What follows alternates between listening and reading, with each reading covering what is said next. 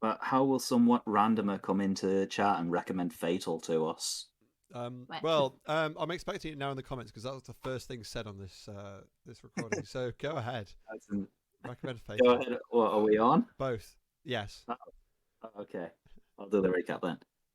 When last we left our party, after holding off on Medora and restarting the seismic oscillator, the party faced a much worse for wear Yolia suffering from key exhaustion after the battle. They took her to Francisca's lair, where they were able to rest and recover, while Yolia relived some of Seraphine's memories via a dream. Eventually, Francisca returned to Dragon's Rest and, upon reuniting with the party, told them of the imminent threat of a primordial dragon potentially challenging her mother for sovereignty. The party discussed potentially helping, but did not reach a conclusion before returning to Bulwark and deciding to stop at the Citadel of the Moon, where they spent some time speaking to the Dean of the University to learn more about Virtue's kidnapping. Eventually, the party decided to return to Phalanx, where a sizable reward was waiting for them, and the city was abuzz preparing for a festival celebrating their success, where they will be guests of honor. They visited a very injured but cheerful Hamilton Glump, who told them the tale of his fight against a dragon, and then left him with a bottle of wine that he could not drink. Essentially, that is where we left the previous episode.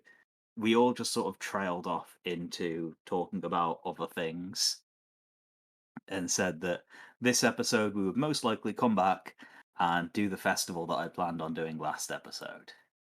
So I will put on the music and I will set the scene for you a moment.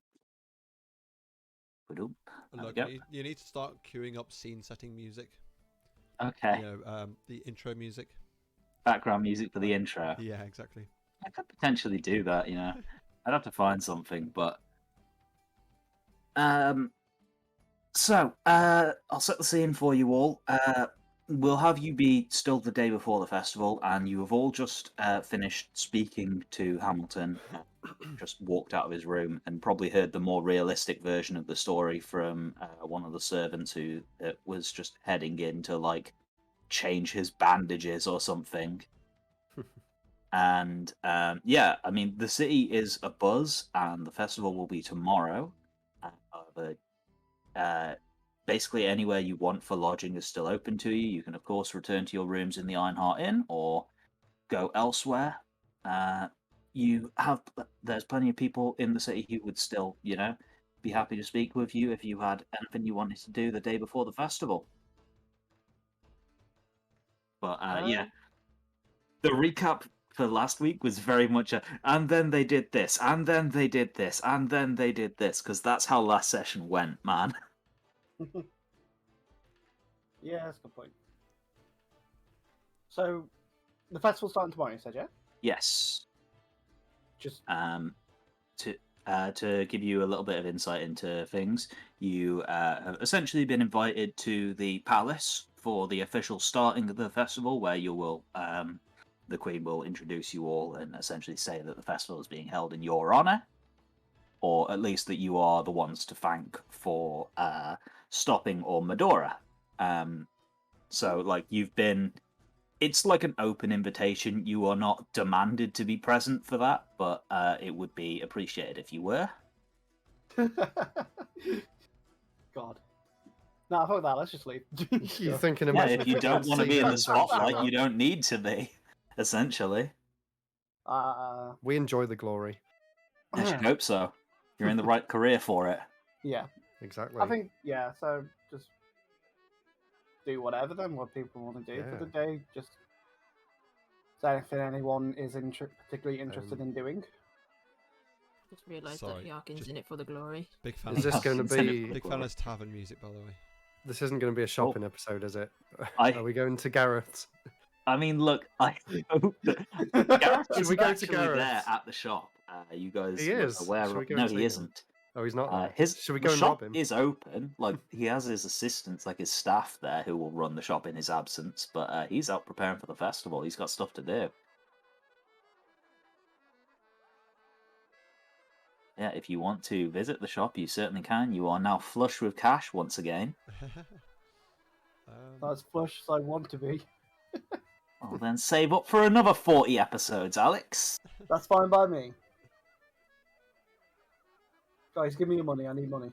Yeah, it's not like you just got gloves that do smites or anything. Wait, at one point, didn't you collect the money on behalf of all of us? Did he dish it out again? That was so I could purchase the Rod of Alertness. No. So this is like a running joke, Rob. He hasn't actually taken everyone's money. The one thing he did was the very first dungeon you went in. All of the random trinkets that weren't just cash went into the bag of holding. And that's basically the only time Alex has actually taken money. No, for some reason I thought at one point in the last couple episodes, he picked up everyone's By money. the Rod of Alertness, I basically turned around and said, "Help me." Yeah, help didn't we give him some money towards it? Yeah, you guys gave him some money towards that. Okay. Yeah. Because I was going to just buy the book, but then saw the Rod of Alertness was penged and was like, this would be really good for us all. And so what does that do again? Yeah. Okay, let's go over the Rod of Alertness. It does a bunch of things. It does a lot. Yeah, that's all I could remember. I can't remember all that. Basically, why don't you just use it and show us? No, because fucking... You're about to have a long rest. Yeah, that's a good point. So basically, the Rod of Alertness, I get advantage on perception checks, and advantage on initiative rolls. It gives me the opportunity to use the spells Detect Evil and Good, Detect Magic, Detect Poison and Disease, and see Invisibility. One of those I can only use. I think I can only use one because it doesn't state anything. Am I only able to use one of them spells once per day? Because it doesn't open it up. actually say anywhere. Rod of Alertness. It might be more intrinsic in the actual. Cast one of the following spells from it. Yeah. Yeah. So, but it just says use an action to cast one of the following spells. It doesn't say. It won't be at will. I would say it'd be one of them per day. Once per day, and it recharges in the on a long rest. Yeah. Okay. And then the main reason why I wanted to get it, because this is ridiculously good, is essentially as an action, I plant it into the ground, where it sheds bright light for 60 feet and dim light for another 60 feet, so light for 120 feet. And then while in the bright light, within 60 feet of it. Oh, 60 feet of it. Any creature, myself or any creature that I deem friendly, gain a bonus +1 to their AC and saving throws. And can sense the location of any invisible hostile creature that is in the bright light. So I'm guessing what that means is that we'll know where they are, but we still get disadvantage on the attack, right? Yes. Yeah, okay. But you are able to just make the attack rolls. Yeah, instead of going, you don't know where they are. Yeah. The rod's head stops glowing and the effect ends after 10 minutes, which is 100 rounds. Yeah, 100 rounds. Oh, wow. Or when a creature uses an action to pull the rod from the ground and then can't be used until the next dawn, so the next long rest, basically. Mm-hmm. Unless we go full. So yeah, that's the main reason I got that. Wow, that is really powerful. If we're in it was a very expensive magic item. I throw that if we're in a big fight, I throw that into the ground, and then basically we all get a +1 to our AC, and I just stand over the top of it to prevent people from pulling it out. It's essentially the way it goes.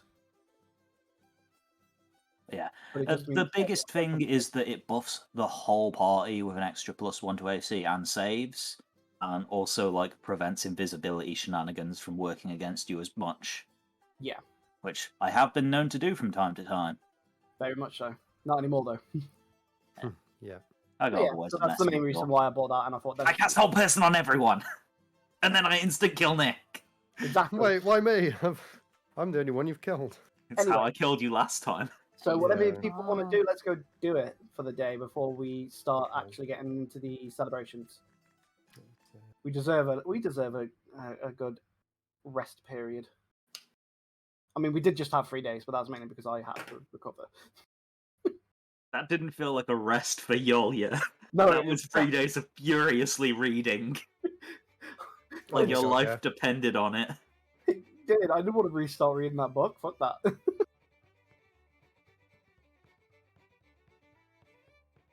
Anyway.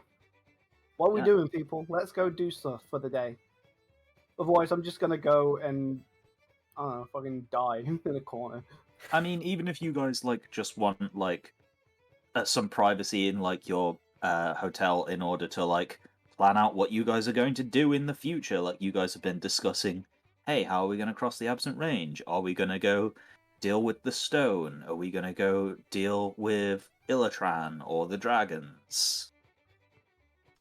Or, like, you've got access to, like, just since you guys don't really seem to have an idea of what you might want to do today, like, I'm throwing a few suggestions that you may or may not want to take. You have access to the Celestial Archives if there's, like, any information you want to know about these potential avenues. Quick question, sorry. How much would the Gem of Brightness unused sell for? So non-magical, it's worth 50. No, it's an uncommon magic item, so I would say 150 gold. Okay. Oh, I have a ruby piece actually that I can sell. You got that from last one. Yeah, that was literally your reward from this quest. It's worth 200 gold, I believe. Oh, is that why it's there? Yeah. So we didn't get money, we just got... No, ruby. you also got money. You got like 700 total gold, including that ruby piece.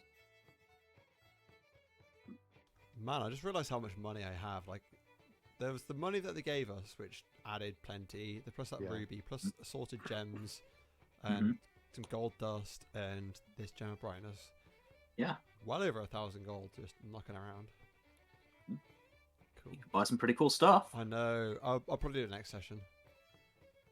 If I think to check in time. Now the time to do it though. I mean, we got a day. Yeah, you may as well do it. You may as well do it now. No, I mean, like, I haven't planned anything because I know Alex looks at a load of items online. I'd like to do that, but I don't. Oh.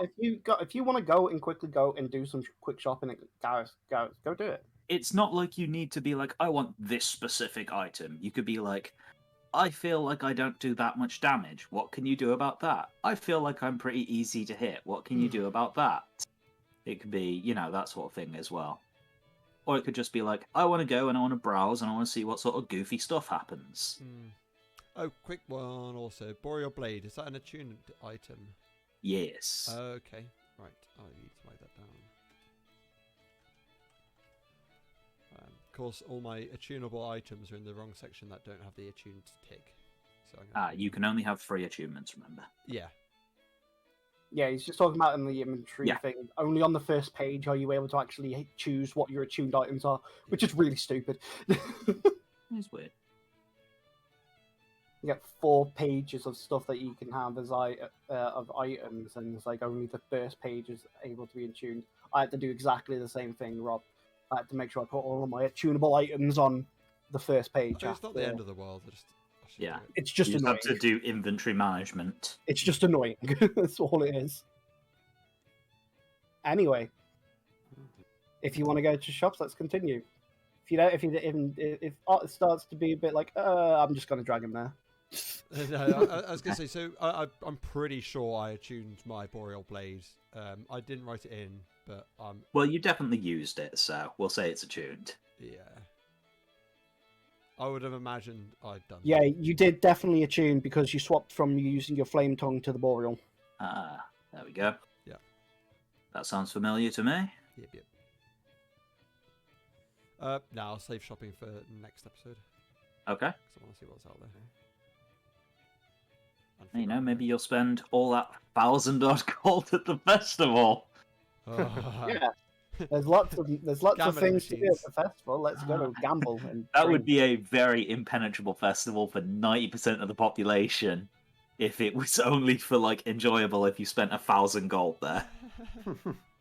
Here's the like 100 people in this whole city who are like the 1%. Yeah.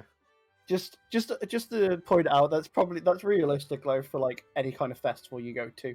It's like, how much money did you spend this weekend at the festival? Too much. Yeah, I spent 4 years worth of wages at this festival is the equivalent though. Yeah, I know what you mean, but bro, come on.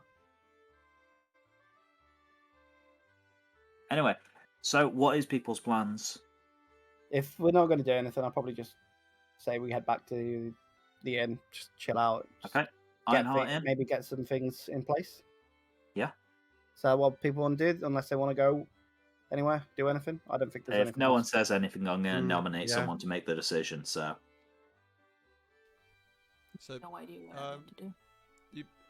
You mentioned the Celestial Archives. Did you say there's anything worth getting from there? More just like if you had like questions about wanting to research, like what's this place that we keep hearing about? How might we, if we were to try and cross the Absent Range by going here, what might we expect there?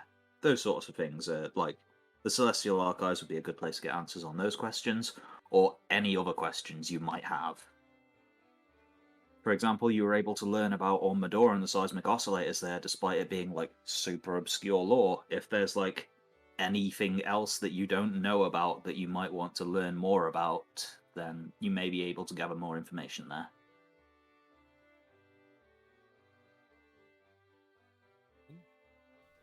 Righty. Okay. Is there anything in particular that we need to try and find out then before we leave in a few days that we'd like to go and Dragons. investigate? Yeah. So about Dagon, dragons. you've got a Yeah. point. Anything else about the dragons? Yeah, especially if we wanted to befriend them. What they like. Yeah. Should we offer them human meat? Well, they like gold, don't they? Oh They no. have it. Certain Different. ones like gold, Okay. but Well, I think they're like hordes of certain things. I mean, look at Yeah. Francesca. She was history. Yes. I think Logan Rather said than- these guys like lots of gold. These They All like dragons hoard- like gold, Well- but different dragons like to hoard different things. Silver dragons, like Francisca, like things of historical significance, for example. I'm going to convert all my gold into copper pieces. Okay. You Just so that it doesn't have go to the a dragons. swimming pool full of copper pieces. Hooray! Time to Scrooge McDuck this baby. Yes.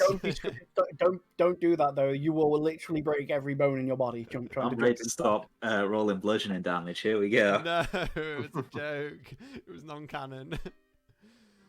that. That's 2000 d6. Oh. Anyway, so did you want to go and do that then, research? Did you want to go Yeah, try we and could look at Primordial Dragons. see if we can find anything out? Yeah, let's go to the Celestial Archive. Okay. So heading to the Celestial Archives, like transport can be arranged for you straight from the Ascendant's Keep, or you're perfectly capable of walking through the streets, although you'll find them very bustling, and you will find yourselves attracting a lot of attention as you pass through the streets. No one actually stops you, but definitely people stop and stare as you go past, and like, you hear lots of muttering and lots of people, like children pointing to you. What's the interest about again, sorry? About you? Yeah, I know, You're but- celebrities, dude. I mean, the festival's in our honor Just tomorrow, so save the people would know goddamn us. city from destruction, Yeah. dude. Yeah. Oh, nothing special then, yeah. We stopped the giant purple worms. Yeah, this is, Rihanna walking through the streets. Yeah, that kind of level of like I prefer Oh. Shakira. Yeah. Shakira. Shakira, okay. What? That's actually what someone says. It's like, oh man, I really wish like it the was Shell Splitters Shakira. more. These guys are lame. the what more? You didn't hear me say that.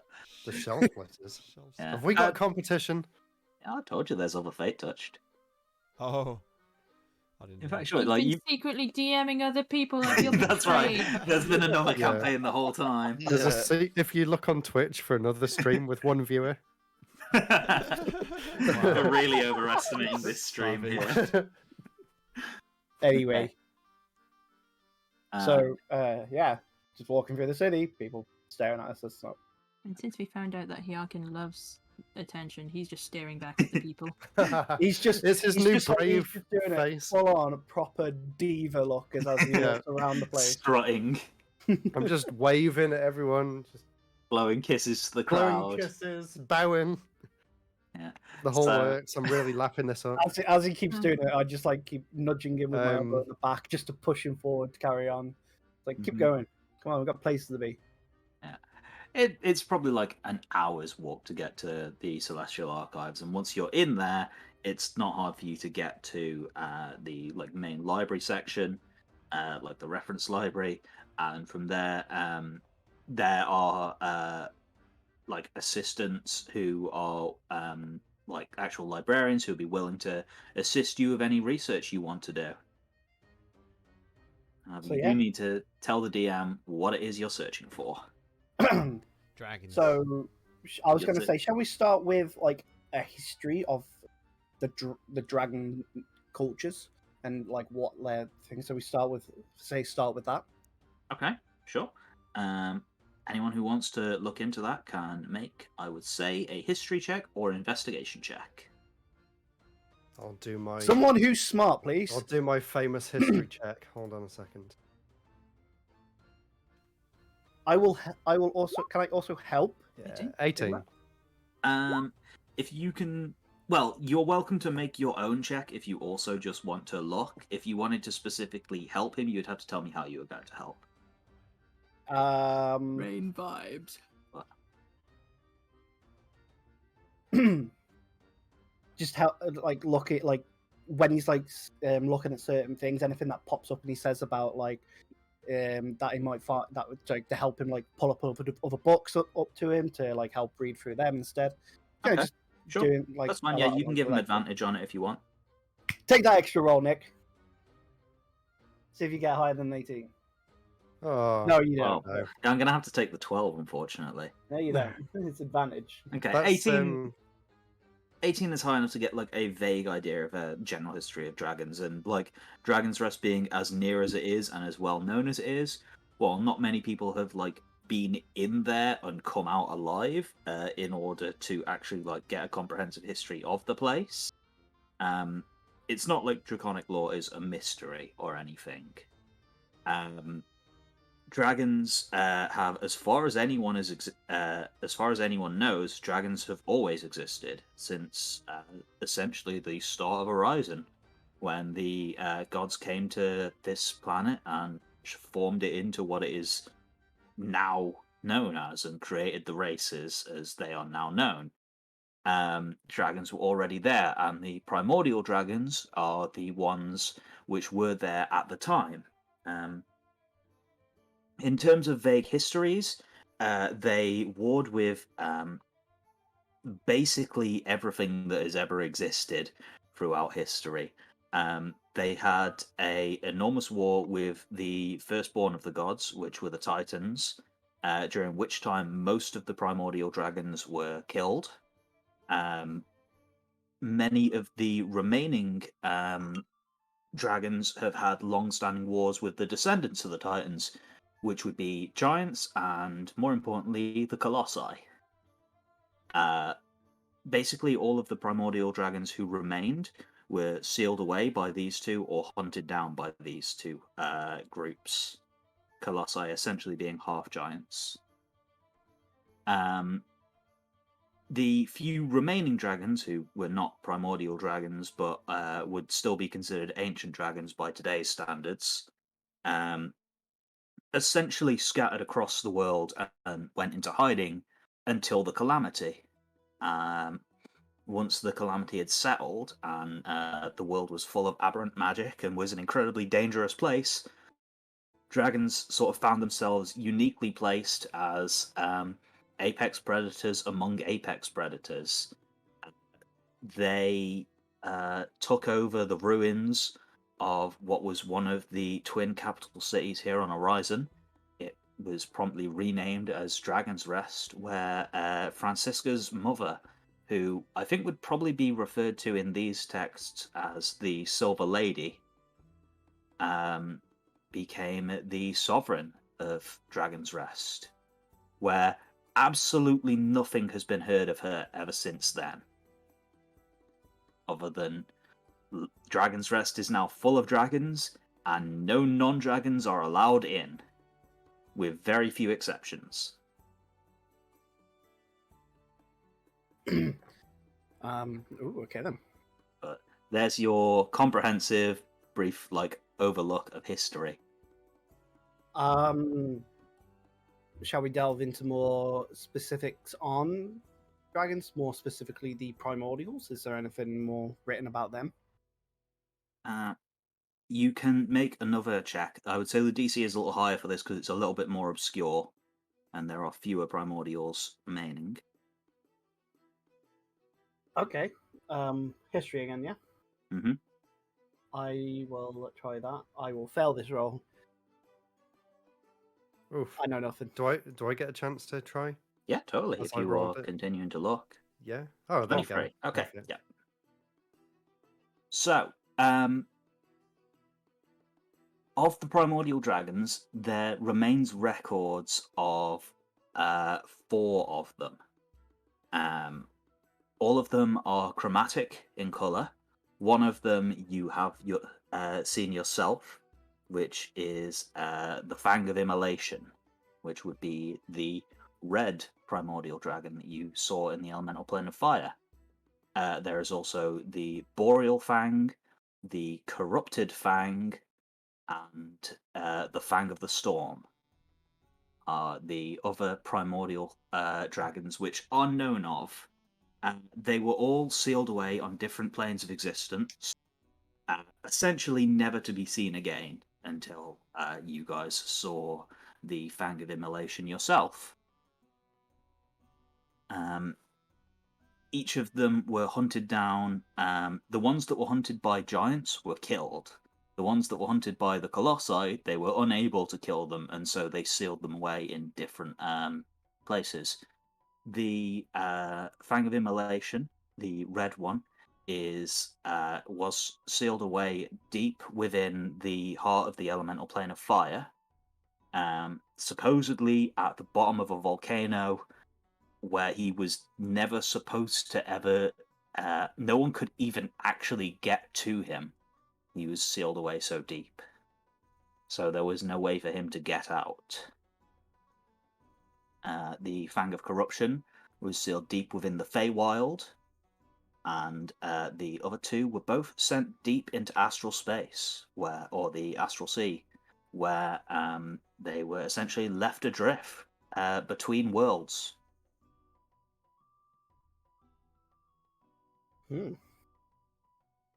That's worrying. So apparently they were like locked deep within, like so far deep that should it be near impossible to be released. Yeah. Even if someone had the mad idea of releasing one of these dragons, he should have essentially been in stasis underneath a volcano. Why do I get the bad feeling that a certain plane shifting being that is attempting to wipe the world was the one behind? What do you mean the source of all your problems may be the source of this problem? Just a theory. I'm not smart enough to think that properly, but just a theory. Although I think y'all could probably work that out. Mm-hmm. Thing that's been a pain in our ass since we got here also is the thing that's causing more pains in our asses to appear. Mm-hmm. No, it couldn't be. Oh, you can make an intelligence check if you would like. Just a coincidence, that is. It's just a coincidence. A fucking 5. Just a coincidence.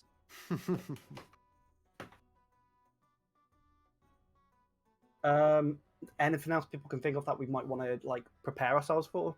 I'm guessing the plan is to go to help You Francesca. So Did they then how to world seal? map very briefly. How they were sealed? The actual sealing of the dragons. Yes, Yeah, that seems like a thing that's worth looking into if anyone wants to make a history check about this. I would say anyone that isn't Nick, because he essentially made the last 2 and he's now spent like several hours researching. I'll I'm a try bit it 'cause I burnt asked out the by now. question. Yep. Unskilled. Several hours of research for me is it basically wouldn't a be a rest. hit. Did you say history check? History or investigation, History or investigation? Ooh. whichever is higher. If you want to reroll and do In investigation, between. Oh yeah, investigation would be better. 23. That's a hell of a lot Jesus. better. Okay. So, yeah, you probably have to get assistance from some of the librarians searching into this. And you were asking about specifically how the Colossi were able to seal away the Primordial Dragons. Again, lore on the Colossi and pre-Calamity stuff is a bit sparse. but with 23, you're definitely able to find some answers. Essentially, a lot of this boils down to theories. Not many people know how Colossi magic worked, or no one has ever been able to replicate it. The Colossi were capable of feats of magic that no one else has managed since. Some people have theorized that after the Calamity, the goddess of magic, who was reincarnated after dying during the Calamity, essentially put a cap on magic, preventing magic of a certain level from actually being possible. Other people have theorized that Colossus magic didn't come from a natural source, and that instead they channeled magic from the far realm, which invited the invasion that began the Calamity in the first place. But either way, it was using what is essentially magics which would be alien to anyone of the modern era.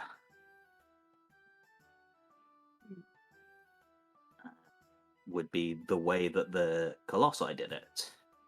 However, giants still exist, and they hunted and killed these things.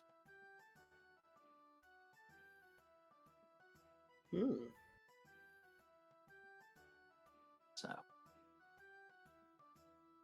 Also, you imagine another dragon could totally kill a dragon, or like, you guys could totally kill a dragon. You don't know about killing this dragon. I want to know about the dragon's greatest fears. I don't know if you mentioned it already. I mean, that would definitely be a lot of speculation. You are welcome to look into it if you'd like, but I don't think I can give you a concrete answer. Right, okay. Much like this, you would maybe find people's speculations on it, yeah. Yeah, probably. So, in terms of speculations on this, it's hard to tell exactly what a being this powerful might be afraid of. The Primordial Dragons essentially, seceded control of the world over to the gods, so probably that would be something that they wouldn't want to mess with, or at least be wary of messing with. The other thing would be particularly high-ranking races of giants, like storm giants, for example. That may be something that the Primordial Dragons would think twice about messing with. Especially given... You're thinking giants a lot. I mean, it's basically one of the famous things about dragons is that they have a big war with giants, which is still ongoing. Let's befriend some giants. That's why I'm saying it. It'd be a bit difficult if they're currently also warring with said giants. So let's go help the dragons by enlisting the aid of their arch nemesis. Did we say we wanted to befriend the dragons or? Yes, you considered it. Right. It was a consideration. We have already got a friend in a dragon in a sense. So helping here would aid our cause future, like to get them to help us try and prevent, obviously, what could happen. And by helping keep the current dragon in power, that would definitely be a big boon to our cause. Yeah. It also helps the fact that our friend Mom is the one in power. Mm-hmm. Will I think you got the idea from Francisca. She's not like the Silver Lady's only child. The Silver Lady has probably had hundreds of children. True, but it helps. Yeah. Would they take quite hostily to outsiders meddling in the affairs of quite a conservative and introspective society? Potentially, if you did so uninvited, just like barged in, we're like, "Hey, we're here to fix your problems. Sit down and like it." They would probably definitely tell you to F off. And probably attack us. Yeah. The dragons. But if you went about it a bit smarter, then it's potentially possible. Francesca has to be there to say these people have done a lot to prevent primordial beings from emerging and causing havoc. They might be able to aid us in our problem with another primordial being. Mm-hmm.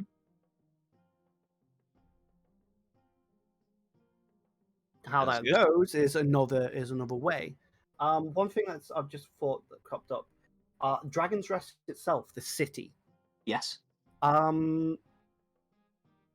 Maybe some history on that itself, that like the things that we don't know already about it, like maybe a topography of like the city itself. Is there any kind of anything from ways past that might have been rewritten down since the fall of yeah. the city?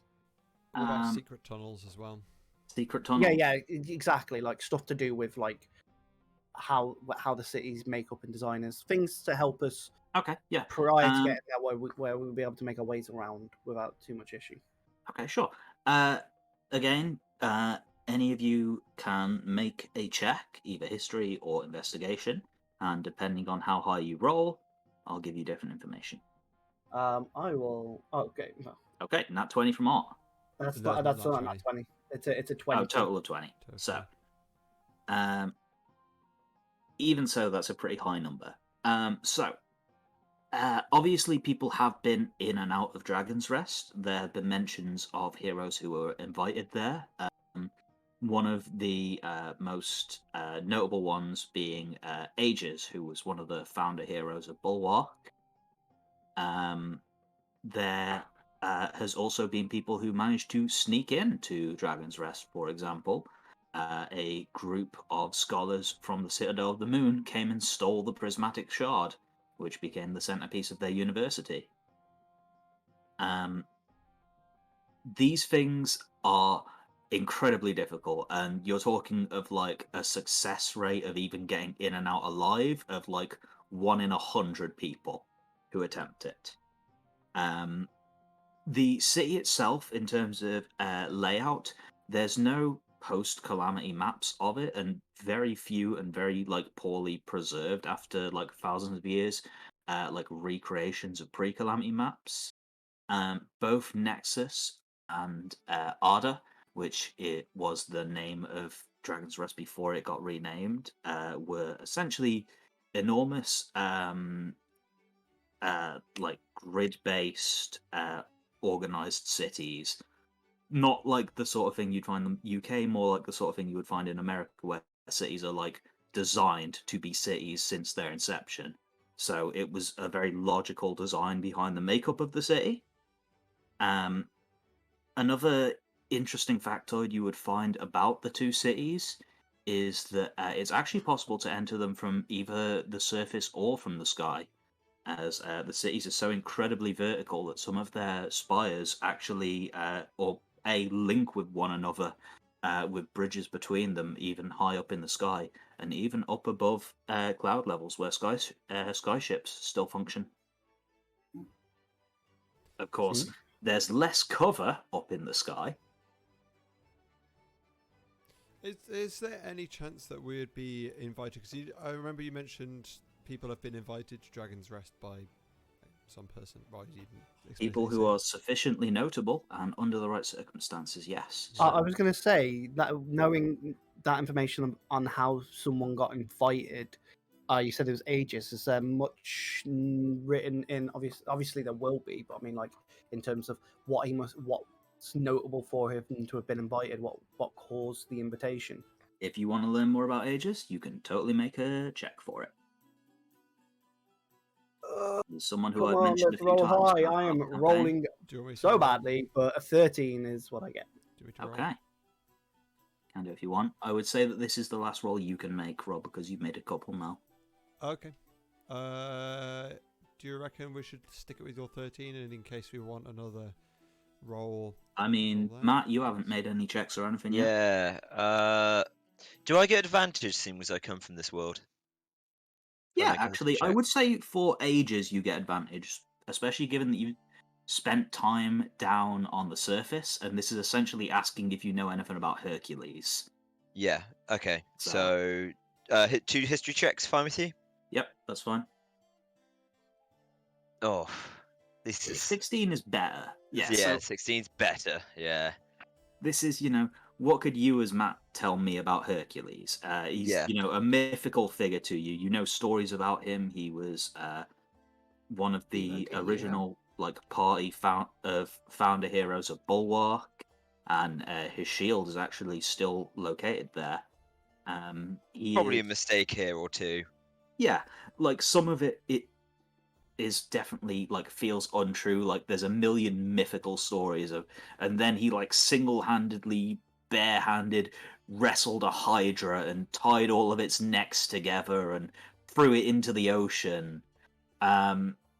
Sorting through like the more realistic stories, it's widely believed that he is, or at least was considered to be, the mortal son of Mortis, the god of death. And that after over a century of growing his fame and being an adventurer, he left to take his own place in the pantheon. However, he does not have any worshippers. Huh. Or at least he has no worshippers that like are recorded here.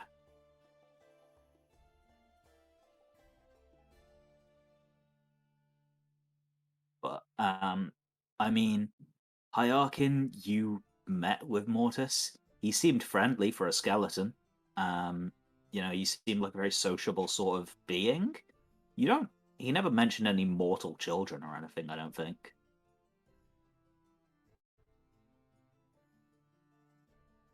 So that He was one just, could he was be just more kind of hearsay. like, he was kind of just like the Grim Reaper, basically. There may or may not be some truth to it. Mortis was very much the very friendly Grim Reaper. Yeah. He was trying to talk me into not coming back. Yeah, he did. Of course he would. This is his job. It's like a dealer not trying to get you to like buy a bit of coke on the side. You know, it's kind of part of the parcel of you being there. You might as well try. But yeah. I think Sarah was about to ask something. I think I Oh, cut sorry. off, sorry. Sorry. I wasn't going to ask. I was making a joke that you made me think of the Grim Reaper from Conker's Bad Fur Day. Yeah. Yeah. Or similar to that. Like Death of Yes. oh god. Wasn't he like Death's apprentice in Conker's Bad Fur Day or something? Oh, he was the Grim Reaper. Oh no, sorry, it was squirrels get an infinite number of lives, don't they? Was the Conker's That's Bad it. Fur He Day kept, thing. he kept getting I was really annoyed. thinking of Discworld, where there's the Death of Rats. Oh, and he hates cats. Yeah. But no, like Death from Discworld was like one of my inspirations for Mortis. So What's the general public conception of him then? Like good, bad, or just forgotten? of Aegis? Yeah.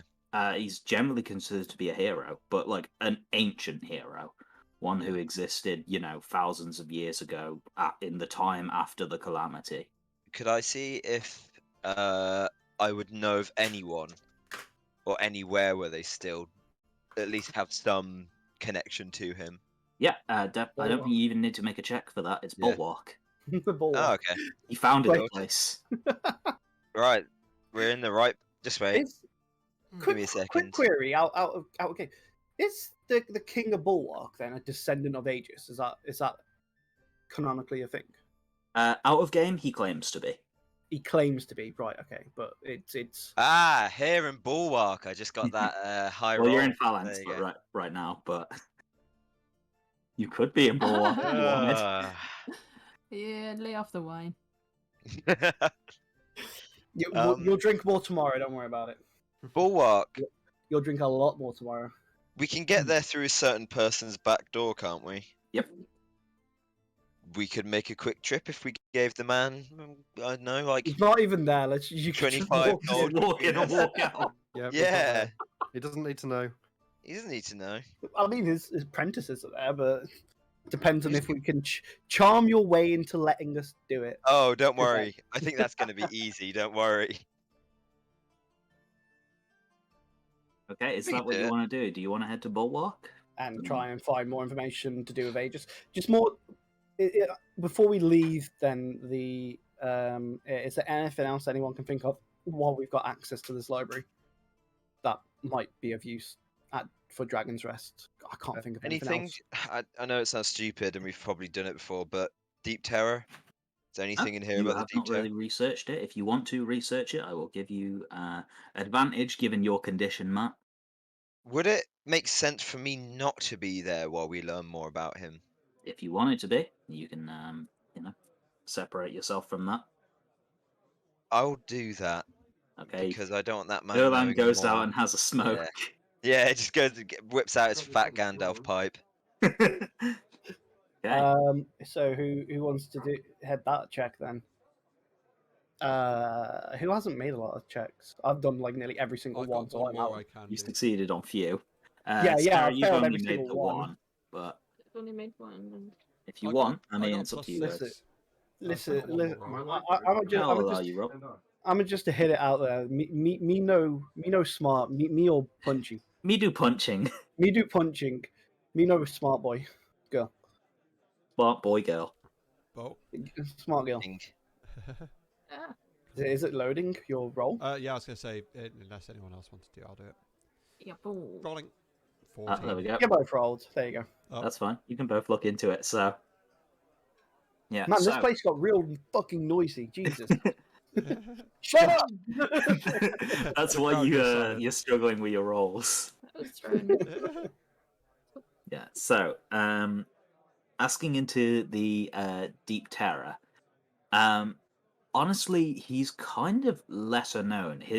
He's very powerful, but his domain is quite limited, and he's one of a lot of aboleths spread out throughout the world, and not just this continent, but throughout all of Horizon. They all, as far as you are aware, are not quite the same being, but they all like share one another's memories, not quite in like a hive mind, but certainly through some sort of innate connection between them.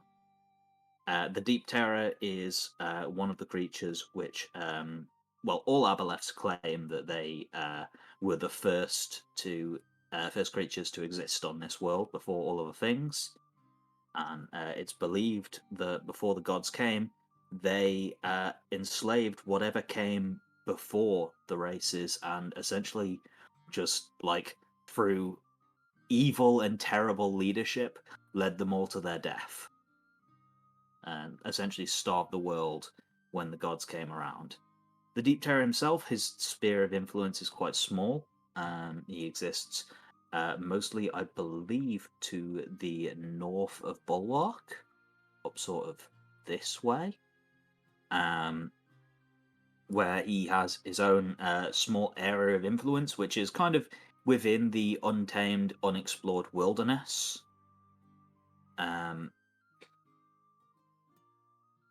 It's more that people like. It's a story that gets spread around to sort of try and keep people away from that area. Like there is something dark and ancient and evil over there. He is a master of incredible feats of magic, especially regarding like telepathy and mind control. You watched him mind control several guards to walk to their deaths into the pool, where he then controlled their corpses to talk through them to you. Yeah, shit was fucking mad. But yeah, it's not so much that the Deep Terror alone is such a threat, so much as all of the aboleths together are a threat. But like the Deep Terror alone was like on a level where he didn't want to mess around with Francisca. How are they kept apart from each other? The aboleths? Yeah. No, that's fair enough. With an 18, I'll just like provide this information. They each have essentially like give one another their own space, like their own dominions. They are capable of speaking to one another, and in fact, they are all connected to the elemental plane of water, where if they ever die, they are reborn there. But they are perfectly capable of working together and meeting up whenever they need to. They just choose not to. Yeah, they tend to stay in their own homes. Huh. Okay. Do they negotiate between each other? Definitely. Each aboleth is evil and not super prone to like cooperation. They will cooperate with one another, and they will see one another as equals, not like immediate enemies. But yeah, they each have their own egos despite sharing one another's memories. And sort of like this racial memory that they all share basically means that it's very difficult for an aboleth to plot against another aboleth without them being aware of it. Okay. So, if I think that's pretty good. Jump off from there. Does anyone else think of anything? I'm completely flat with things we might need to. Would find anything about Mystery Rock? In terms of research in the library, like the history of it, this is a new item. There would be nothing to find. Having someone actually look at it, you wouldn't really find any new information. More No. just this I think- is a enchantment that is allowing the Deep Terror to see and be aware of everything that Erlan is aware of, and that it would take a being of equal or greater power to the Deep Terror to break the enchantment and free Erlan from it. Francesca's mom. Francisca's mom is more powerful, could do it. Illatran, go more then. powerful, could do it. Divine Intervention, more powerful, could do it. Illatran always wants something in return, though. Mm-hmm. Well, he was like I said, he already offered to destroy it for us, but we needed to take something from a certain dragon's hoard. We don't know which dragon that is. Mhm. Just very concerned it might be the main one. So Man, it was more of a. I just searched for monsters on D&D and Beyond, and there's 104 pages of 20 monsters, and that's a lot of monsters. I was like, oh, I should read up on some monsters. Oh Just no, drop- there's a billion, Just dude. like- Just in the monster manual alone, Oh there's my goodness. hundreds. Yeah. Yeah. Next, just dropped And out. there's a other second. books. Don't know what for, but I don't know, is the internet okay on your side? Ah, Sarah's muted. probably something's popped up. They're probably dying. Someone maybe broke in. I was trying to Pause here avoid for a making sec. that joke. Oh. More savage. Oh. Okay. That made Sarah laugh. I mean, it's fine. We've kind of just been laughing about it. What else can you do? It's only a Nick's back. drill. There he is. Sorry, It's only a drill. Well, yeah. I mean, it could have been a lot worse. That's true. I was meaning in the sense of it's only a small robbery. It was a drill. Yeah. As, like, Okay. like Well, a there wasn't drill. much to actually Use it. steal. Yeah, there wasn't. Well, they don't have any. I mean, inside there of house was to steal. upstairs. There was a lot more tools upstairs, but like the footsteps only made it into the kitchen, and then he went back out. Oh, okay. I mean, like, probably doesn't want to stick around for long in case he gets caught, I guess. Was it daylight robbery? No, Oh. night. Well, even so. He robbed 8 houses that night. Wow. Wow. God damn. I've got to That's respect great. that. I've got to respect The grind. the grind that guy went to. Mm, Okay. Anyway, Get off back to this it. topic and back onto D&D. sorry. I don't even know what we were discussing. I think. Monsters. Oh, It yeah. was the people who can. Oh yeah, monsters who went. Right, yeah. Yeah, no, like just in the monster manual, there's a billion monsters, and then there's 2 more books that have come out since then, Rob. So what's that? Tasha's? No. Volo's and Mordekainen's. Volo's Guide to Monsters and Mordekainen's Tome of Foes, I believe it's called. Huh. But the monster manual is literally just stat blocks, and the other 2 books are like more detailed information about them, as well as like a few stat blocks for monsters. Is 5th edition the best around? 5th edition is the most popular one, definitely. A lot of people would argue it's the best one. I'm more of a 4th edition guy myself. Said no one in the history of the I'm more of a universe. No fourth one likes edition 4th guy. edition. Well, maybe you guys should open your minds up to like Video how good it is. games. Look, Is 4th edition sounds really cool in a lot of ways, but Is 4th edition the Marmite of D&D? sort of. 4th edition became a lot more video gamey, and a lot of people didn't like that. Huh. So they Not sure. basically skipped it. Anyway, we completely got Sorry. off. Yeah. I mean, Went it's off D&D topic. related. Yeah, Not completely off. that's fine. Yeah, but it's not actually. Not what a we edition. meant. It's My not- immersion is broken. It's not I canon. thought We this go was to what the happened there. festival, and now Yeah. we're going away from the festival. Well, you can say that's enough for today, and we will go to bed and that's the awaken in festival time for the done. festival. Yeah, The screw one Oh, I I the thought you law. meant that's it for the session. Screw the Oh, law. we did the festival. There we go. Done. I'm What, done it's with all- over. research. Wow, I'm I can't okay. believe we spent that entire festival that was made for us research. In the library. I know. I'm pretty Fucking certain nerds. at this point, after how many times we were doing like book You've definitely researches, spent like several it's hours. like gotta be close to like late. Yeah, dude. Like you can go and like rest anytime now. Yeah, we're probably like pretty beat in terms of like just how much reading we've done today and research. So let's go. Okay, I will return you to Phalanx. And you return to your rooms in the Ironheart Inn, where I believe you all have your own private rooms. Don't. I jump on the bed. Okay, you jump on your own bed. Yeah. Do we People all can have our hear. private rooms? Yeah, you guys have like been put up in luxury. Huh. I mean, like, if you guys are like, I don't want a private room, I want to, hang out with my friends, then you are welcome to. But private rooms are available for you. Do I get my own bubbly bath? Yes, Not there is an sharing. ensuite. Not Bubbly sharing. bath. This is like a time. luxury hotel. I want a spa day now. You can have a spa day in D&D. Is it the Ritz? Yes. It is the equivalent of. Wow. Wow, we've really gone full out on us because we save the city. And what, Yeah. cities? Fair enough. Yeah. At least in this part of the world, you guys are celebrities. Crazy. And, yeah, the Queen wanted you on her side, so she gave you the full treatment. Is there fewer celebrities? It's not celebrities. Is this population smaller the other side of the absent range? Oh, No, no. definitely not. Oh right. The- Apart from Nexus, I mean, like there's a load of big cities according to the big map. Yeah.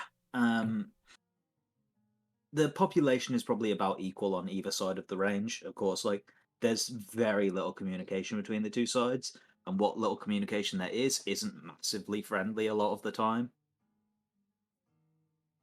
On both ends.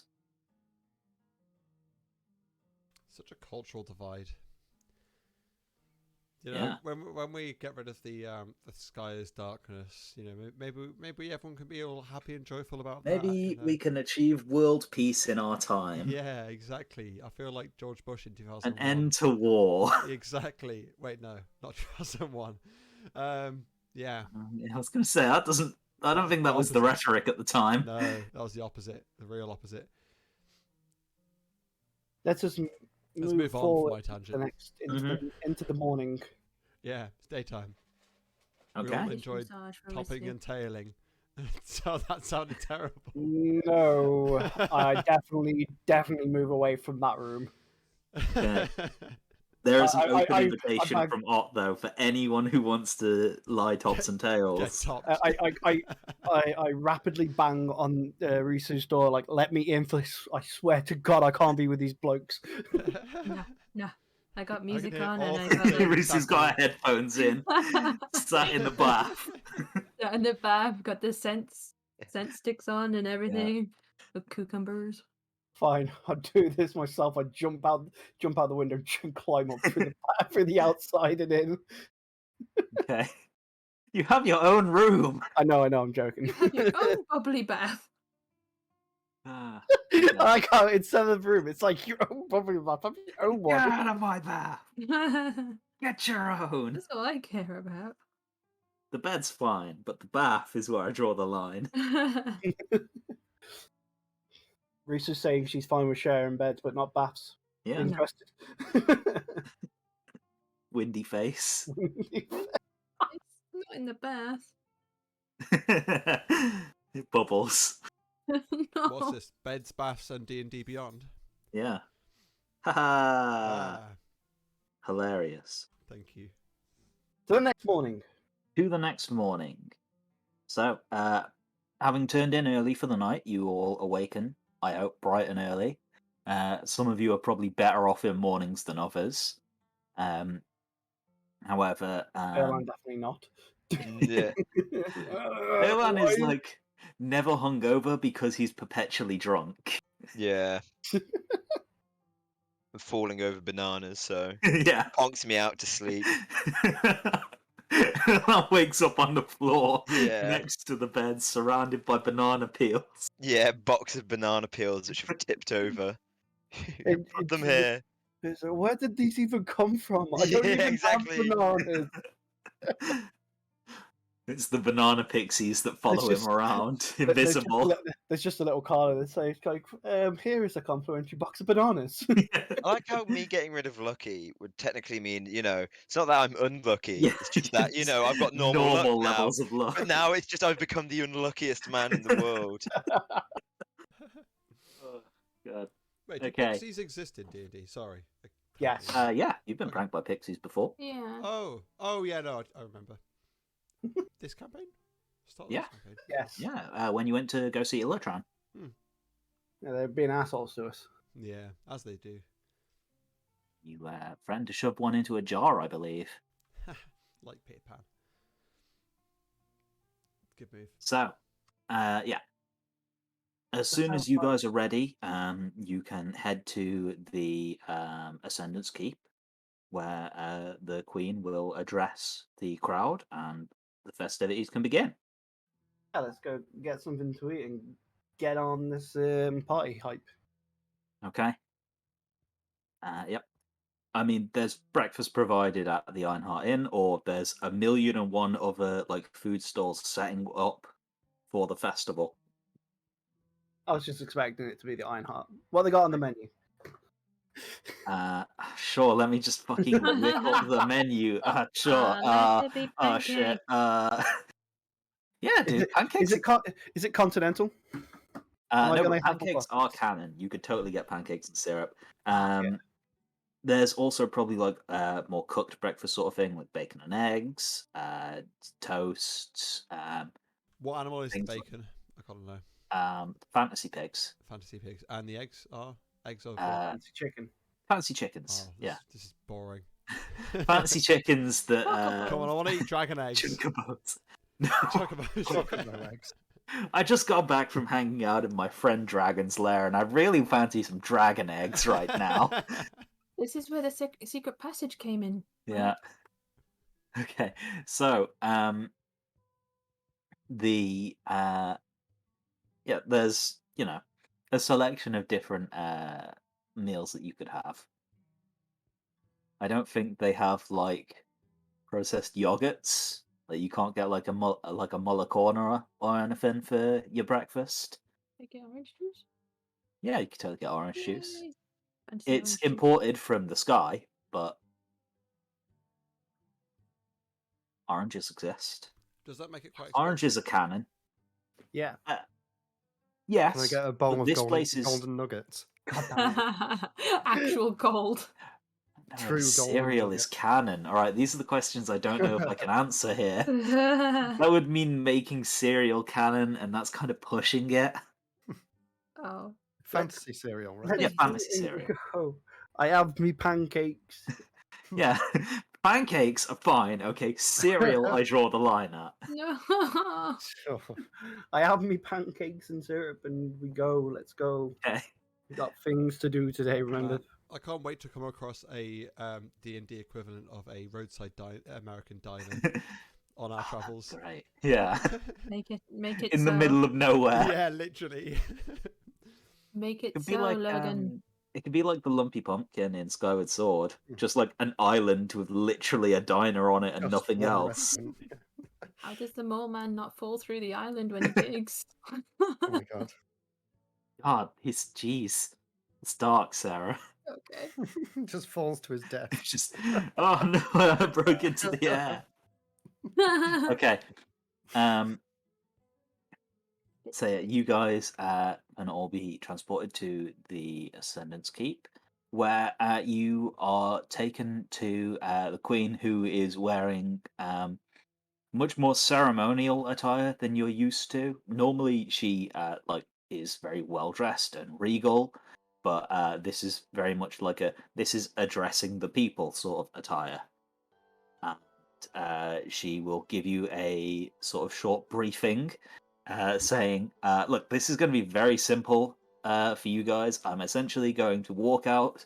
I'm going to address the crowd and thank them all for thank the refugees for remaining and waiting for the celebrations, and tell them that whenever they are ready, it will be safe for them to return to their homes. Then I will introduce you all. You do not need to say anything, and she looks directly at Erlan. You just need to smile and wave. Ideally, the crowd will cheer for you.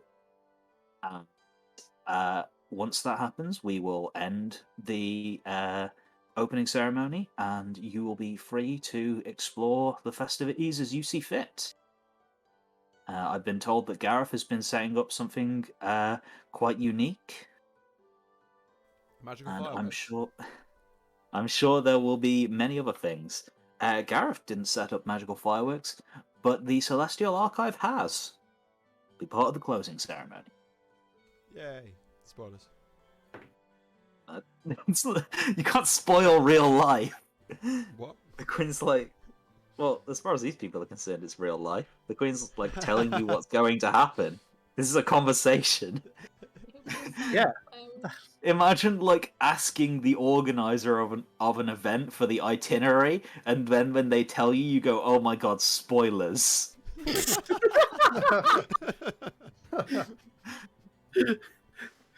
Wow, I can't believe I asked for all this. It's like going to a gig, asking for the list set, and say, "Oh my god, why on earth are you telling me what you're going to play? I wanted to I wanted to be surprised. I wanted to be surprised." I wanted that experience of surprise. God damn it. Anyway, let us continue to the ceremony then. I don't think anyone's going to complain about being told to shut up for this. I'm gonna enter like Rivali. So, the Queen walks out, and you can see like large doors open onto a balcony overlooking the city, and you hear her addressing the crowd. As she said, she starts by welcoming everyone, and the crowd doesn't seem to be like a million people all gathered outside of the Citadel. This seems to be, or outside the Citadel, outside the Keep. This seems to be more like people who would be tasked with spreading information across the city are here. The equivalent of the news are here at like what is essentially a press release, and she addresses them all and thanks them all for coming, and says officially that Medora has been defeated and her will never be a threat to the people of Phalanx again. Thanks in no small part to the heroics of a group of Fate Touched, to which there is a loud cheer. And she has said that in honor of their success and in order to help put people at ease and ensure that the refugees feel welcome within the city, she has decided to arrange a festival for everyone to enjoy, and that again, as soon as the refugees feel comfortable doing so, it is safe for them to return to their home, and that starting tomorrow there will be soldiers available to begin escorting caravans back to their villages, which is essentially a polite way of saying, now get lost.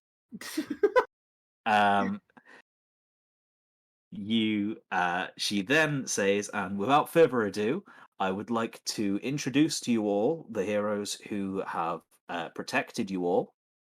And the crowd begins to cheer as several servants usher you out and onto the balcony. This is the crowd cheering. It's so incredibly detailed. This is weirdly quiet. What is going on? I don't know. Music, stop, Logan. Woo. Yeah. Wow. Ooh. There we go. So you are all ushered out onto the balcony, Smile and wave, boys. Smile and wave. where you are lit by like overwhelming front light to the point where you can actually barely see the crowd out there when you look out. But they have a very clear view of all of you. And assuming none of you screw this up, all you have to do is just stand and smile and wave as the Queen goes through the formalities of introducing each one of you in turn and making a point of individually thanking you. Risu hiccups loudly when she is introduced. Embarrassing. It's very embarrassing. Oh. Making a point of thanking each one of you for your service to the city. And then the ceremony ends. Yourself and the Queen all return from the balcony, and the Queen breathes a heavy sigh of relief and says, "Thank you all for being so reserved. I appreciate it when things go smoothly. I understand these sorts of events are possibly a little bit unusual for you all. I hope that there wasn't any measure of stress for you. Other than being like single-handedly pointed out, it's like, this is so and so. Yes. Yeah, like obviously there's like some level of stage fright here, but people aren't meant to like have that many eyes on them. No. Surely Erdem wouldn't have any stage fright. He's drunk. He's That's drunk. up to Erlan, man. Matt, would Erlan just- have any level of stage fright? Or would you have No, been I in think your he's just element? more nervous of not falling on like a rogue banana peel. It's like Banana. Every step is incredibly ginger and careful. Yeah, exactly. Just as we walk onto the Yeah. onto the balcony, Erlan slips on 5 bananas and falls over the edge. Yeah, This exactly. point- That's the main thing. I don't want that to happen, so I'm kind of just looking around. I think Well, at this I point, mean- Erlan's tripping over his beard that he hasn't cut. Yeah. I shaved it last night. Oh, you Okay. shaved it before the event. Okay. Yeah. Clean shaven Erlan, presentable for the crowd. Wow. But wait, he did it last night. Therefore, he's got something already because it grows pretty Like a quick. little bit of a shadow, None We of could say he did it in the morning. Yeah. Um, But anyway, that's Has he the got a 10 line? Oh, we're under. Never mind. that's the ceremony. Shall we head into the streets and enjoy some of the festivities then? mhm. On your way out, you actually see the heavily bandaged Hamilton being pushed around in a wheelchair. Is he Having able the to move his time arms of his- now so he can Has he got a drink? drink? He can Yeah. move one arm, the other one is in a cast. Okay, so has he got that bottle of wine in his one arm then? Yeah, He already drank it all Has he got a last new one? night. Oh, okay. That's the I go banana up to wine. Erlan and grab one of the other 1,000 Yeah. bottles of wines that are magically stored in his cloak and hand Hamilton another one. Homer Simpson pulling out another hot dog. Yeah. Yeah, exactly. Take the bottle off Erlan. Erlan pulls out another bottle. Yeah. It's like, okay. But yeah, Hamilton is gleefully awaiting his chance to explore the festivities, and says that he's actually hoping to get involved in the extreme pie eating contest. You can barely move. How on earth are you going to get involved in the extreme pie eating contest? Yeah. He says, look, nothing comes between me and a pie eating contest. I'll rip these bandages off if I have to. But you wouldn't be able to move still. You'll be in excruciating pain. He's a barbarian. He doesn't feel pain. Yeah, He he'll be will fine. rage eat pies. Rage activate. That's cheating. But it only lasts for 6 seconds, and then he has to rage again. That depends if he's taking damage. Would he be taking? Would he be taking damage? If he keeps because of- punching himself. It's like He'll be opening taking his damage wounds. anyway because his arm's broken. Yeah. Right. That's his way of keeping rage up. Let's carry on and look around then. Mm-hmm. So, what kind of things we got? Well, immediately upon exiting the onto the plaza in front of the keep, once the crowds have sort of dispersed a little bit and began spreading news across the city, you do see one particularly large, opulent store right on the very entrance to the keep, which is called the Prize Corner. And there appears to be a selection of prizes, as well as a spokesperson, a salesperson stood outside there. So, go have a look at what on earth they're offering out here. Yeah. The particularly gleeful dwarf who is sort of manning the stall says, "Oh, welcome. I was very much expecting you to come and visit us at some point. Would you like an explanation of the prize corner, or do you already know about it?" It's the first we've seen it, so give us a rundown. Wonderful. Well, throughout this festival, there are many ways to earn points. And here at the Prize Corner, those points can be redeemed for prizes. And I'm sure that you, in particular, will find these prizes to be particularly joyful. So, what do points mean? Points do, in fact, mean prizes. Thank you. And I will Oh, we're back in post buttons. in the Roll20 chat what the Yeah. prizes are. One Among Us. second. 1 second. Where is the where's the fake amiibo? Well, there's Fighting Action Yolia. Close enough. It's 100 points. It's the most expensive one. We gotta get it. Do you have one that we can see so we can show off? That can be showed off to us so we can see what it does. So behind her there is essentially like display models of each of the prizes, and Fighting Action Yolia is basically a wooden carved action figure with like actuating joints of you. That is weird how they've managed to get that Gotta so win it. fast. Where's the list? It's 1 second. It's Is in it the roll. is it younger me? I can post it in. Oh, in Roll20. It oh. is younger you, yes. I can post it in thingy as well. Oh, Is that it makes possible? Yoga really, really fucking sad.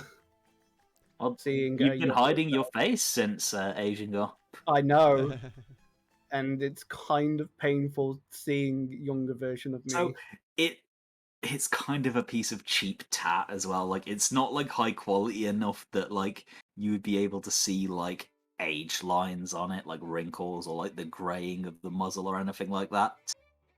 It's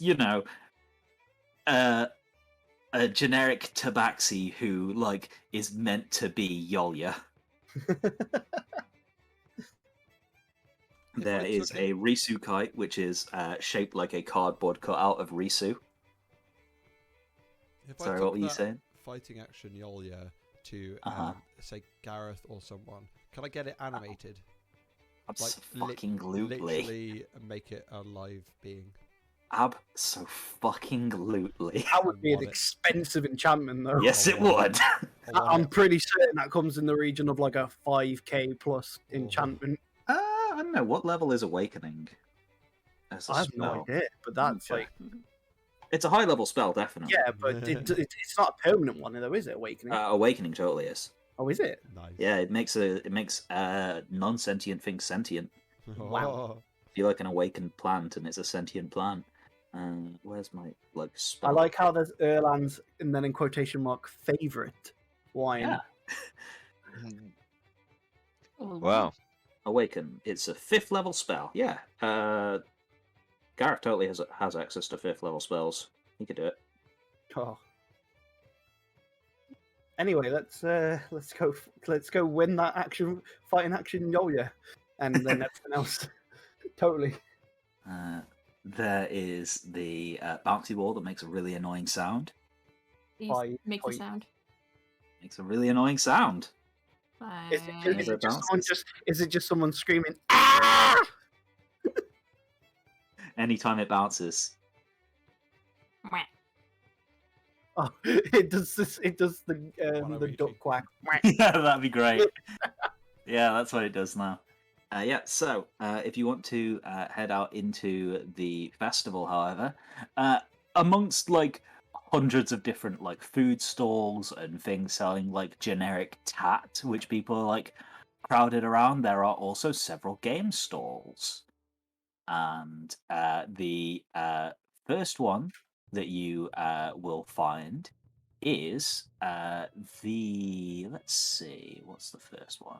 Yeah, we'll say it is in fact a crane game, which is essentially being manned by a pink-haired gnome gentleman who has created and set up a very system of very complicated looking pulleys and levers that allow you to operate a miniature crane that allows you to pick several of the different prizes that are actually available at the prize corner.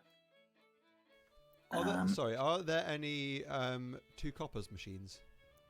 There are not any two Two coppers copper machines. pieces. I That'd be a copper- 100% have done that.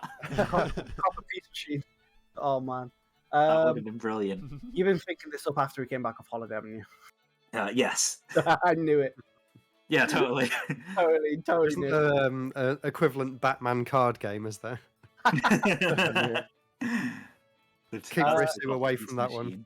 Oh god, Yarkin's throwing up in the toilets. What's happened? Where did this come from? Oh, no. Yeah, it must be something yet. Yeah. Too many Yeah. Burger Might have Kings. been on the floor. So I will Floor cranes. paste the prizes which are available in the crane game. Here we go. There's the It's a owlbear. lollipop. Yep. Let's. How much is it to go? It is 1 gold piece per go. One gold piece. Yes. So, whenever you make a go, you can either roll a d8 to see which prize you go for, or you can choose one of the prizes that you are going for. You make an unskilled dex check to choose your... Hang on, sorry. Okay, sorry, I wrote this like 2 weeks ago. You make an unskilled dex check, which is DC 10. On a roll of 5 to 9, you get a random prize instead of the prize of your choice. Roll a 10 or higher, you get to choose the prize that you are going for. Then you roll a d10 to see if the pulley has enough strength to actually lift the prize. However, each time you play, you get 1 point guaranteed. Okay. So if you were to spend 100 gold, you could just get the fighting action Yolya. I'm sure there'd be better things to use on. Let's. I'm gonna spend the gold to try and get a fighting action Yolya then. Okay, make an unskilled dex check first. Okey-doke. Okay, yep. You can aim correctly for the fighting action Yolya. You line up the pulleys and hit the release mechanism, lowering the crane to pick up the fighting action Yolya. Roll a d10 for me. And on a roll of a 10, you succeed. Unfortunately, while you has to be a aim 10. perfectly, and you do in fact lift up the Yolya, there isn't enough strength in the claw, and the Yolya slips out of its claws and drops back into the pile. Oh, how convenient. I literally, as that happens, But you have 1 point. Are we all I standing literally, around as that watching, happens, going I like, go, no? I go, damn it, it's rigged. And then, damn stupid, and then drop another coin. You And put then another get- coin in. Okay, Oh, unskilled right. dex check. One sec. Oh yeah, I think I Okay. definitely. Fighting action Yolya again? Yeah, and I fell. Unfortunately. But you get another point. Stupid. Anyone else want to go? Sure, I'll jump in and have a go. Okay. Get me One- that goddamn thing. A 4. Well, I was going to try to. Okay. But what am I Roll a able to do d8 instead? to see which prize you get. Okay. A 6, which Whatever is 6 1, is. 2, 3, 4, Wait, how come 5, it's a 6. D- The bouncy ball that makes a really annoying sound. If you get a Hey. goddamn, if you manage to get a 10 on this now, I'm Now, going roll a d10 to see if you succeed. No. Unfortunately, while you pick up the bouncy ball, it's too small and it rolls out of the claw. Do we Does at it least make hear its it make really a annoying noise? sound? Nick, you have 1 point. Hooray! I'll put that in my inventories for now. So Yeah, just mark somewhere the amount Oh of yeah, points I that you need have. to mark off that you've used the gold as well. yeah, Yes. I've already done that. Ooh. Sarah's going for it now. Sarah, okay, unskilled Dex, what are you going for? Oh, it's What prize? which list is it? The third one? I The will. bottom I'll one. put it in the server as well. Sorry, hang on. It's a kite and owlbear, on Medora, fake tattoo, bouncy ball. Here we go. city It's guard this one that helmet, I've just toy put in. sword. There we go. Lollipop, fighting action Yolia, kite, owlbear, on Medora, fake tattoo. What's an owlbear? An owlbear is basically what it sounds like. It is a bear with feathers and an owl's face. Do you want me to show you a picture of one? They are. They are very Yes. cute. Yeah. Let's see if I can find an Especially owlbear as plushie. babies. Baby owlbears are cute. Let's see. You don't want to piss one off. Oh, though. that's a cute owlbear plushie. Hang on.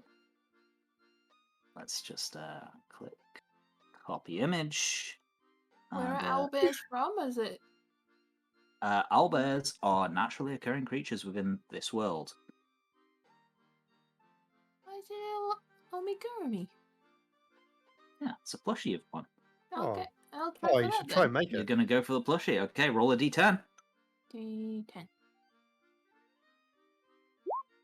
Unfortunately, you are able to grab the plushie by the claw, but it slips out of the mechanism right before reaching the dropping chamber, and you do not get it. However, mark that you do gain 1 point.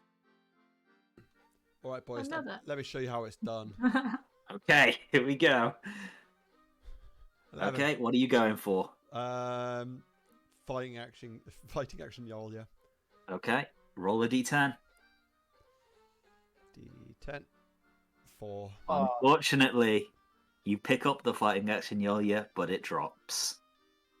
This game stinks. Mark down, you have a point. But you have a point. Put it in your inventory. Stupid. Stupid game. Stupid. This is what I knew would happen. Stupid.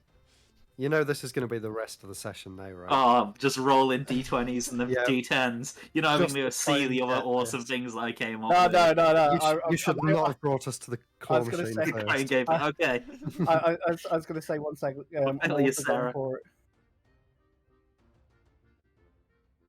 You guys are just going to keep trying until one of you succeeds, right? Okay, that's a success. No, I failed. Okay. But I've marked that I've got the points. Number one Yeah, for God damn Sarah, it. the gambling addict. She gets it. What prize? She got the Yay. owlbear. The owlbear. You are Well the done. lucky winner of 1 owlbear plushie. Does he like ring a I'll bell put it in and we my get inventory. people He is. crowding around Yeah, cheering? put it in your inventory. It's I am- about the same size as Mogi was. Monkey? Yeah, Mogi. God damn it, Rob. I was going to try and move Rob? beside it. Roll your d10 and also tell them what you're going for. I was still fighting action It Yolia. fails. Yeah, Oh. unfortunately. Right, okay, at this point, knowing one of us has won, I start dragging this. Come on, guys, we'll go for it. We'll spend too much money here. This- Are we Better gonna way to get points, probably. Are we gonna animate owlbear? You can do it if you want. It would not be a thing to do. Well, you could potentially get Gareth to do it during the festival if you find him, but you wouldn't do it for free. No, it costs a lot of money. Let's spend our money on better things. What time of the day in it at the moment, actually, Logan? It's pretty still early morning for now. Yeah, you've only Would just be like, started. what, 10? Yeah, like 10 o'clock. Okay. Half 10 maybe. Oh, we're still going. Okay. One more. No, I was just wondering what time it was. On the... No, Rob's rolled again. Oh. What are you God getting? damn it. An action, Yolia? Oh, D10. fighting action Yolia. He's rolling the dice. Oh, it's an That apple. one. No. Oh, sad. Sad. Doesn't even, I doesn't hate even to grip see The it. machine Doesn't try even and grip claw it. me instead. I'm gonna Makes the try. machine. Okay. What prize, Matt? I wanted to go for the bouncy ball that makes a really annoying sound. I thought you would. Of course he would. So just Unskilled roll a dex D. It's an dex- unskilled dex. unskilled dex, yeah, and then the D10 afterwards, Yeah. isn't it? Yeah. Right, so skills, unskilled dex. I think you should That's lower the enough. You difficulty can with Uh, roll the cheaper d10. prices. So is it a DC 10 then? Yeah, it's DC 10. If you roll lower, Yeah! Oh my Whoa! god, he got Yes! He got the whack. Whoa. he gets He the gets the bouncy Waluigi ball that ball. goes whack whenever it bounces. Is it duck or a Waluigi? Yay! It's a duck. After seeing him do that, Yolius just walked off. He's First try, furious. first time. Get a bouncy ball of all things, and it's just gone. And then So it's much the for can't- that bad luck, huh? In the background, all you can hear is whack, whack, whack, whack, whack, whack. Just slam it really fast into the ground. Whack, whack, whack. Man, I'm glad I didn't go for that bouncy ball crap because it's a knockoff duck. It's like that fake amiibo thing. You might think it's actually an amiibo, but no, it's just a And Where this is exactly what Ott is saying as he's walking next to Caroline. Like, he's super salty. He's like, Yeah. I'm glad I didn't go for that. I'm glad I didn't win that stupid duck ball. It's Remember, it's a knockoff. everyone, It doesn't sound like to Waluigi. mark off a number of gold equal to the number of attempts you had, and give yourself a number of points equal to the number of attempts you had. Already been doing it. 3. So, I'm guessing you guys want to move along to the next stall that you find. Is Yeah, there let's a throw a ball at the clown? Sorry, at the gnome. The Machine. clown skittles. Would Oh. you believe it? There is Wow. Shoot the Goblin. Oh. Not the imp. What do you shoot it with? Because Wow. guns don't exist, do they? No. Guns do exist. However, Magic this power- is in magic. fact a stall which is manned by a goblin who has made a cardboard cutout of a goblin and that essentially like moves backwards and forwards on a track, and it is 1 GP for 6 arrows, with which you have to use the poor quality bow that he provides with arrows tipped with a suction cup, essentially meaning that you roll Right. as though it's a ranged attack, but with a -3. Right. I I've use got hunting mark? steady aim or something like that, haven't I? I can Yes, still. actually, you do. So you can give yourself advantage on it. You get 6 arrows, and you gain 1 point for each hit on the goblin, and a lollipop if you hit all 6. All right, I'm spending 1 gold, and Okay. so what am I rolling? So it is. I will make a custom thing for it. One moment. If I just sure, I'll open let up you touch my sheet. your character sheet, I'll make you a weapon. Hang on. Would it be? I'm guessing it would be shoddy bow, which is a dex -3. Yeah, but he'll have proficiency as well. So, poor quality bow, dex, -3. Oh, not -30. There we go. Ooh. I don't know why you have a -5 to your magic bonus on sneak attack for some Oh. reason. That's a bit weird. I'm not sure. Anyway.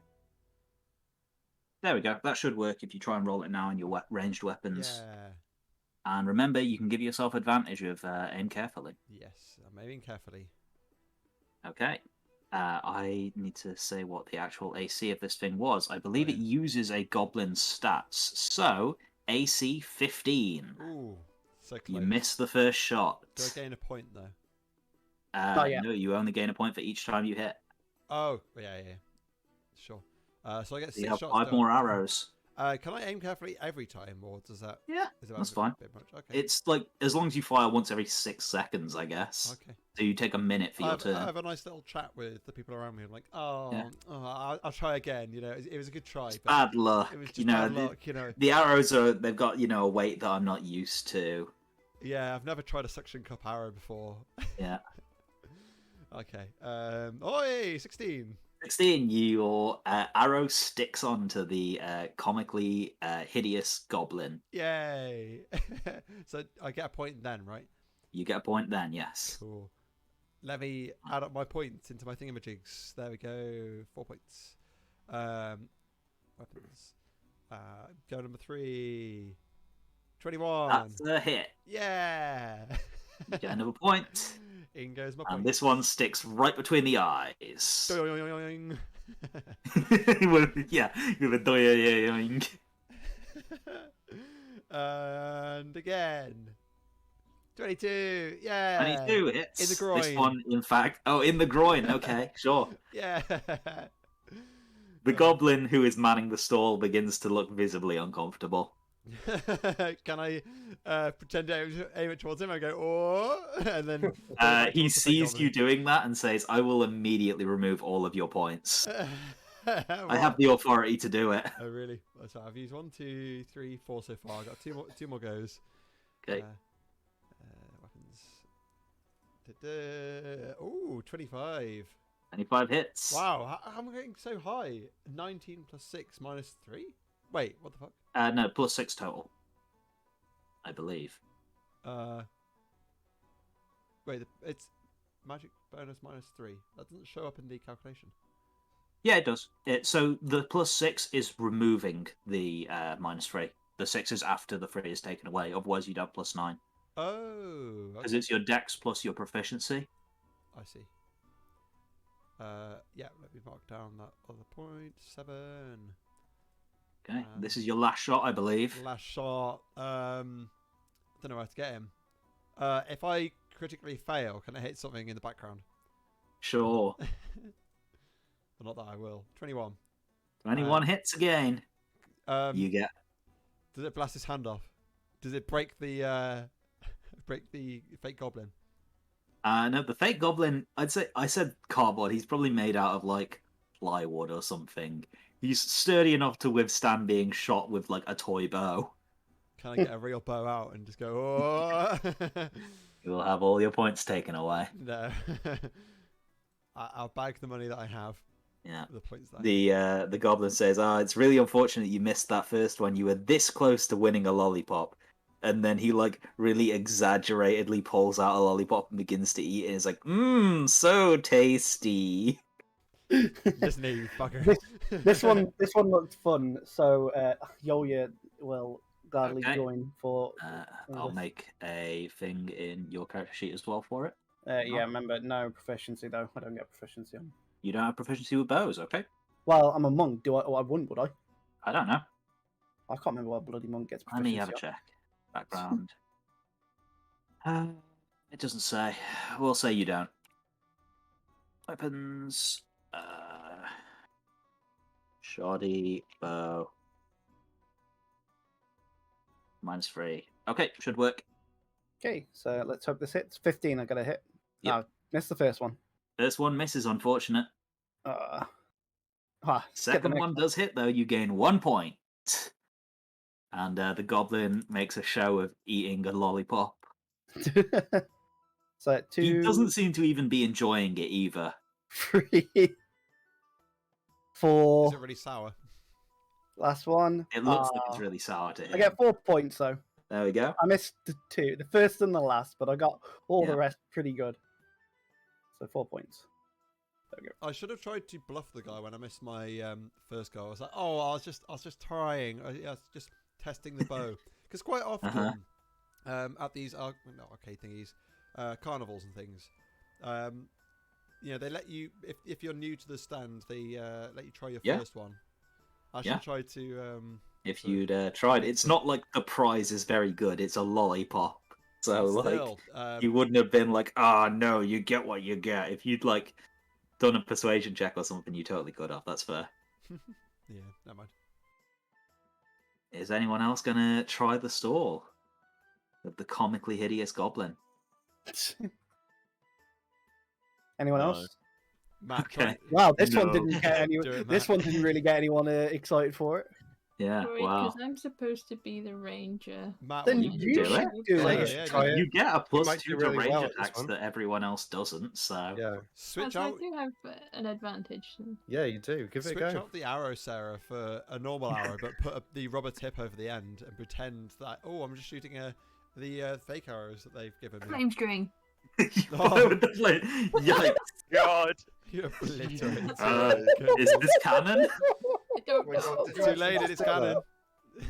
She actually just did that. You did roll. Oh my god, double That's a 20. That 20 Wow. with double 8. Double 8s. Okay, maybe I got carried away and just excited. Like, She did max damage. Store blow up. She Max just damage. blew the fucking thing out of it.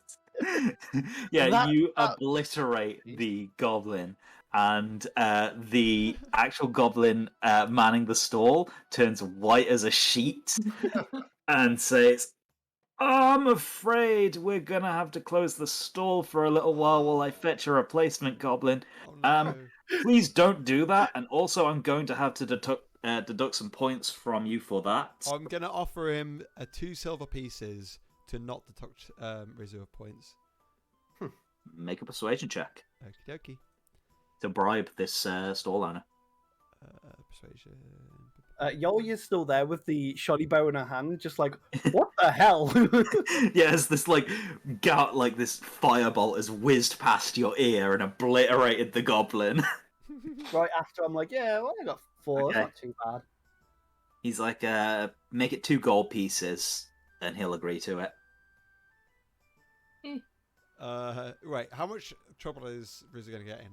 Well, she's gonna lose But 5 points. oh, Didn't even have 5 points. Well, you'll lose all of your points then. 1 gold. Persuasion. Nat 20. Sorry. Alright, that's fine. 1 gold, and he will wave it this one time. He'll So, look the other way. Rizzy, you owe Keeps me a it- gold. But the stall does have to close for a little while he fetches the replacement goblin. I I'm bailed sorry, you too out of that excited. one, Rizzy. You know. You convinced me to play. I tried. But I never tried so hard as I ever did. You tried and just absolutely... You fired the legendary magical weapon at this poor piece of plywood and obliterated it. Oh my god. And I hope that everyone around applauded, because that would have been cool, right? I mean, like, Probably all... there was some people who, cheered, and also some people who were vaguely terrified. Some people, there was a bunch of kids who were like, wow, that was the coolest thing ever! Yay. You got little kids mirroring on you now. They're Yeah. about the same height as you. Yeah. I mean, So much taller. Risu's 15 or something, the equivalent of. Yeah. I'm She's getting not a older. grown-up like the rest of you. Not mature like the rest of us either. Yeah. Come on. No. At You this got point, really with excited, this okay? being closed and not being able to play again, let's carry on then. Jesus Christ. Okay. Nothing to see here. So, you have been to the rip-off Crane game. You have been to the Shoot the Goblin game. There are, I'd say, another 2 that you can see right at the moment. You can see one which is labelled The Test of Strength, and another stall which has quite a crowd gathered around it, with a sign over it saying, The Bag of Random Drinks. No rewards. Ooh. That one does sound I interesting. want to try that one. Yoyo is very interested in the test of strength. She feels herself as a pretty strong person. Mm-hmm. Oh, you I'm know who would like definitely- that? Hamilton would have liked that one. Hamilton would have liked that if he would have was definitely liked functional. it. He If would he have was won, functional. but Do Yeah. we say Hamilton around here at all? He's probably gone He's, to the fighting Real contest. he's Yeah. at the extreme pieting contest currently. Oh, is he doing Anyway. the contest? I'm definitely going. Good Come on, contest. guys, let's go. I'm kind of Okay, let's watch you do this. flexing my Let's watch you do muscles the at the strength same time. test. Are you going to go to the test of strength? I want to do that. Well, yeah, we'll go do the test of strength first, and then we'll go look at that potions one. Okay. That looks- So yeah, there is an announcer calling people saying, step right up, we're about to begin another contest. And there is a group of various burly individuals who all fancy themselves strong men. Some of them are miners, woodcutters. Some of them are just average Joes who've decided to join for a laugh. There is a 10 gold entry fee, and the reward is 20 points to the winner or anyone who completes all 4 rounds. And 20 gold pieces, you said, yeah? 10 golds to 10 play, 20 points if you win or make it to the end. I'll put my 10 gold in and look to everyone else. So if you want to join, this one sounds interesting. Mhm. But I put my 10 in to do this. Sure, So, I'll give this one a go. Out of all the burly men, then just stand up to you. I mean, the old lady cat and the nerd. Here we go. They're just looking at since I them. was reincarnated, I'm just- a bit Yeah. more Confident. outgoing than I was before, even though Mhm. I haven't really gained any muscle. I still think I'll be good. It's like I look at it. It says, out of all of everyone in our troop, you were the last I was expecting to come up here. Hey, come on. Risu would have been the best it on. until recently. Yeah. I've got put rid of my that. 10 gold into the ring. Let's do Okay, this. is anyone else joining or just the 2 of you? I think it's just the 2 of Is us. it by the just sounds of it. So the Okay. way that I will, oh, you're going to join, Matt? No. Oh. Okay. Yeah, come and join us. Surprised. Join Okay. us, Erlan. So, the way that this is going to happen is there are 4 rounds where contestants will be expected to lift increasingly heavy objects. It will be the Easy. 2 of you, and 3 NPCs will all be attempting. Round 1 is a wagon wheel, and the DC of the unskilled strength check will be 10 to lift the wagon wheel. Not a wagon wheel, the chocolate. No. Okay. Do you want to go? No, the actual wheel of an actual wagon. And I'll roll for the NPCs first. The first Okay. one fails, and he looked like the strongest of the bunch with a total of 7. Oof. Second one succeeds very easily, looking slightly weaker. This one is a woodcutter. The first was a miner. The third one is some average Joe from the crowd who has come over to impress his family. And he also succeeds, doing almost lifting it effortlessly above his head. Wow. Impressive. So, Is which that one of all you it- two wants to go first? I motion for Yarkin to go first. Go on, and Okay. you first. I like rile the crowd up. I'm like, come on, watch this. Okay. Hey! Very easily. You seem to be the strongest of the lot so far, by the looks of things. You lift it above your head with one hand. Yeah. Okay, at that point, I come in. It's like, let's hope I don't make a fool of myself now. Yeah. God. Oh no. A 5. Unfortunately, I rolled Yolya is out in round 1. I say, Yolya, what are you doing? And I pick up his wagon wheel as well. I'm just like, I need to warm up a bit first, and I go shadow box for a bit. The announcer says, "Oh, a disappointing showing from the Fate Touched. It seems luck just wasn't on your side today. Round 1 is over, and we have 3 contestants remaining. Bring out round 2, please." And the item for round 2 is wheeled out: a large chiseled slab of marble. The DC for this one is 13, and I'll roll for the NPCs first. First is the woodcutter, who succeeds. And second is the average dude, who fails, unfortunately. He strains, and it just barely lifts off its pedestal, but he cannot keep a grip on it, and it drops back down with a heavy thud. And he walks back to his family, grinning and blushing. Nick, it's your turn. Fucking You hell. succeed. Yes. Lifting the slab, not quite as effortlessly as the other gentleman, but still succeeding on finishing round 2. And the announcer says, "Well, round 2 is over, and we are another contestant down.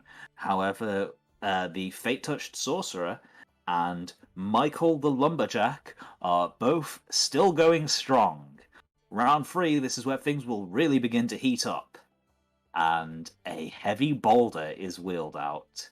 This thing is probably a couple of feet in diameter, and it is a DC 15 to lift it. Oh, I've beaten it so far. So far. And here comes the lumberjack with another success. He's God. rolled real well so far. My turn. It's your turn. I'm building up for this one. A heated competition between the two of you. Ah! No. Unfortunately, a 12. And the crowd Just is didn't do like it. warming up and like, oh, as he failed to lift it. And the announcer says, "Well, it is unfortunate that is the last contestants remaining. We will complete round 4 just to allow this gentleman to prove his might once more. However, he is already declared the winner." The lumberjack, Michael, walks up to you and holds out his hand to shake yours and says, "I am a huge fan. Really, it's been an honor competing against you." Thank you. I grip his hand with as much force Make a as I can strength manage. Make a strength check. He rolls a 19 plus 3. He's rolled like 19, Oh, 18, 15. Wait, That roll one. Oh, that's a saving throw. It's the Reroll. same bonus anyway, though. Yeah, but re-roll. That's the way we rolled it so far. Yeah. It's Oh. not better. It's a 4. Oh dear. You break And it. you've been rolling really well on him. I rolled a fucking 2. Yeah. I've I keep stolen your squeezing his rolls. hand. You're still He failing. doesn't notice. He doesn't notice. He's just really glad that you're so friendly. His hand turns to cheese. My hands turn to cheese. The wild magic surges. Yeah. The final thing is wheeled out though, and it is a heavy anvil, DC 20. Wow. And he fails, rolling an 8+3. He cannot lift the anvil. However, he does get 20 points, and the pride of knowing he beat 2 Fate Touched in a test of strength. You're still over in the corner just shadowboxing. Uh-huh. Some people are, like, trying politely not to look, and there's also some kids like, wow, she's so cool! It's literally just more fast-moving hands because of just pure ability of speed with the jabs. Whenever I hear anyone say, like, wow, they're so cool, all I think is the Chris Pratt. Chris Pratt. Like, He's so cool. he's so cool. So That's cool. all I hear in my fucking head now. I'm picturing him in shadow boxing now. Chris Pratt shadowbox. Chris Pratt shadowboxing himself. Yeah. Anyway, that's over with. Let's go. So I'm annoyed, and Yoyo's a bit annoyed dropping out first round. Well, you're welcome to try again if you would like. Go check the potions out first. Okay, the bag of random drinks. And actually, you see that one of Gareth's assistants is. Oh wait, did I get any Manning. points for doing that? You did No. not because you didn't win. Oh, no points at all. 20 lost if you 10 win gold. now. Yep. Wow. What a waste of money. There is the bag of random drinks, and yeah, this is manned by one of Gareth's assistants. Actually, he says, "I'm afraid it's adults only." As he turns away a small child who had walked forwards with 5 gold in hand. Does It Rizu is get turned 5 away? gold. No, Risu is known enough that she is allowed. She can pass for an adult if she tries. If she tries really, really, really hard. Oh yeah. Is this like deception? I think like in this situation as well, you're like, no one's going to turn you away because this festival is in your honor. Yeah, imagine. No. Anyway, so what's going on here then? I'm guessing it's booze. It is not in fact booze. Although, well, I say it's not in fact booze. They are alcoholic. However, the more interesting thing is the magical effect. The bag in question is behind the counter, and it is a creation of Gareth's. This assistant is running the stall for him while he runs the extreme pie eating contest. Are these temporary effects? They are, yeah, they last until your next long rest. However, it will generate, when the assistant reaches into the bag, a random potion, and in a random container, which will have a random effect. Huh. There are no points as rewards for this, it's just 5 gold a drink. This is just a fun diversion. Anyone happen. interested? I was going to Do say, it. I'm interested in this. How much? It's 5 gold per drink. Sure, I'll take the 5 gold. Okay, you buy one for yourself, and I will generate a potion. Okay, this comes out in a wineskin. And he hands it to you, and it is incredibly cold to the touch. So I'm cork it and take a quick sniff. Okay. Like? It smells really sickly sweet. You are able to see that it is a nearly frozen liquid that is brown in color. Ew. Sure, and bottoms up. Okay. The potion effect is you immediately begin to vomit out a swarm of angry insects. You can control them for 1d4 hours. Okay, one Oh, sec. Jesus Christ. I was going to try one. 2 but not hours. after seeing that. How long You is he can vomiting? 2 hours. He just vomits up like once, and a swarm of insects comes out, and he can control them for 2 hours. At which point they will like vanish because they're just summoned.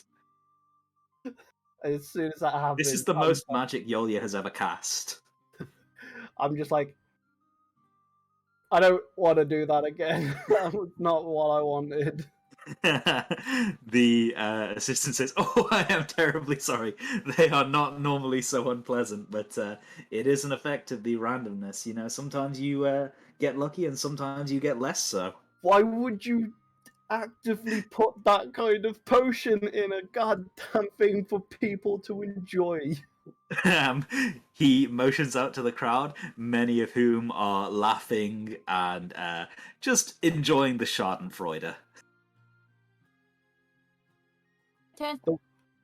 Are Anyone you else going do a to appointment? wait? You say 10, Sarah. I said my turn. Okay, your turn. Okay, yeah. 5 gold. Yeah. And he pulls out. He reaches into the sack again and generates a potion. Okay. He pulls out a sock of resist moistening. Though it looks and feels like an ordinary sock, the liquid contained within does not seem to soak through, and hands it to you. Am I supposed to drink that? Yes, within it you can see a swirling liquid that is black in color. Okay. Do you drink it? Okay. When you drink it, your skin begins to harden at an alarming rate. You are turned to stone for 1d4 minutes. Oh. Roll a d4. Oh god, 3 minutes. 3 minutes. Brasulian is a statue of Brasulian. Oh. And the assistant is beginning to look a little bit nervous and says, things aren't normally this bad, I promise. I turned to say, we best get some compensation for this. Look, We're the fate touched it. Look, come on, I'll give you 2 more on the house, alright? Things aren't normally this unlucky. Anyone want a free one? I will. Otherwise, I'm definitely taking one of them. I'm like, give it here. Matt, you've never turned down a free drink before? No, of course not. I'll do it. Okay. I will generate Matt's first then. Hang on. And a potion generator. Create potion. Okay. This one is a fruit that has been soaked in the potion until it takes on the properties of the potion. You can squeeze the juice out to get the potion. I'd say that this is like an orange or something, and like there's a little cut in it, and you squeeze it, and you can squeeze the potion out. I'll do it then. Okay. When you do so, it is a milky liquid that is magenta in colour. Oh. Milky. You gain 1d10 hit points each round for 1d4 rounds. Damn. Oh, great. Yeah, it's as well, like you feel a little bit of a buzz. That was alcoholic. Oh, yes. Yes! And I just slip on another banana peel. Fortunately, you regenerate the health and the bruising leaves immediately. Oh, it's brilliant. There's still another drink going out for free. No one's getting that. Yoli's. Okay, thanks. Yoli's gonna slam another. This one comes out in a Viking-style horned helmet, except both horns are hollow, and you can use small bamboo straws to drink from them. Interesting. The potion is an airy and bubbly liquid that is pea green in colour. Pea green? Yeah. Oh, as in the veg? Yeah, the vegetable. Sure, Okay. let's give Yeah, this don't a... worry. I had that as well. As my Guys. first thought. You slam it? Okay. You immediately begin to grow taller. Your size grows by 1d4 feet for 1d4 hours. So You I gain grow 3 3, feet in height. 4. 4 hours. So for the next 4 hours, guys, Yoya is, where is it? Does his strength 9'3".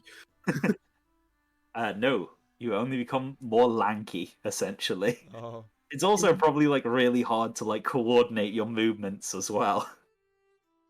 I'm a monk. I'm used to being able. Yeah, to... I'm not going to give you a penalty or anything. I'm just like I started to grow. I'm like better than the beast. And the assistant is sort of breathes a sigh of relief that those two weren't negative, and looks over at Hyarkin and Ott. And what about you, gentlemen? Can I interest you in having a go with the potions? It's only 5 gold per potion. Sure. What is there to And lose? at this point, Risu, you are no longer a statue, as the stone covering around you breaks and you are released from your flesh prison. Oh my god. She's like, Right. no, Hi- don't do it, don't do it. You, It's a you, trap. you come back to see Yoya is 3 feet taller than she was. Okay, Hyakin hands over his gold. 5 gold, okay. 5 gold. And another potion is generated. This one Ooh. comes out in a simple leather pouch. It is a chunky liquid that is Oh, lime God. green in colour. Oh, Delicious. doesn't sound nice. Okay, I close my eyes, hold my nose, and down it in one. Okay, it is very stinky. And your skin becomes even more pale. Oh, And God. you swear your heart no longer feels like it's beating. For the next am I 1d4 okay? minutes, you are considered to be undead. Oh god. Roll a One- d4 for yourself. For 2 the next minutes. 2 minutes? What the hell? Did I just die? Essentially, you are now undead. Oh my god. Wait, what Wow. happened? Okay. The potion turned him undead for 2 minutes. Oh, wow. That's just fucked up. And Can I get my money back?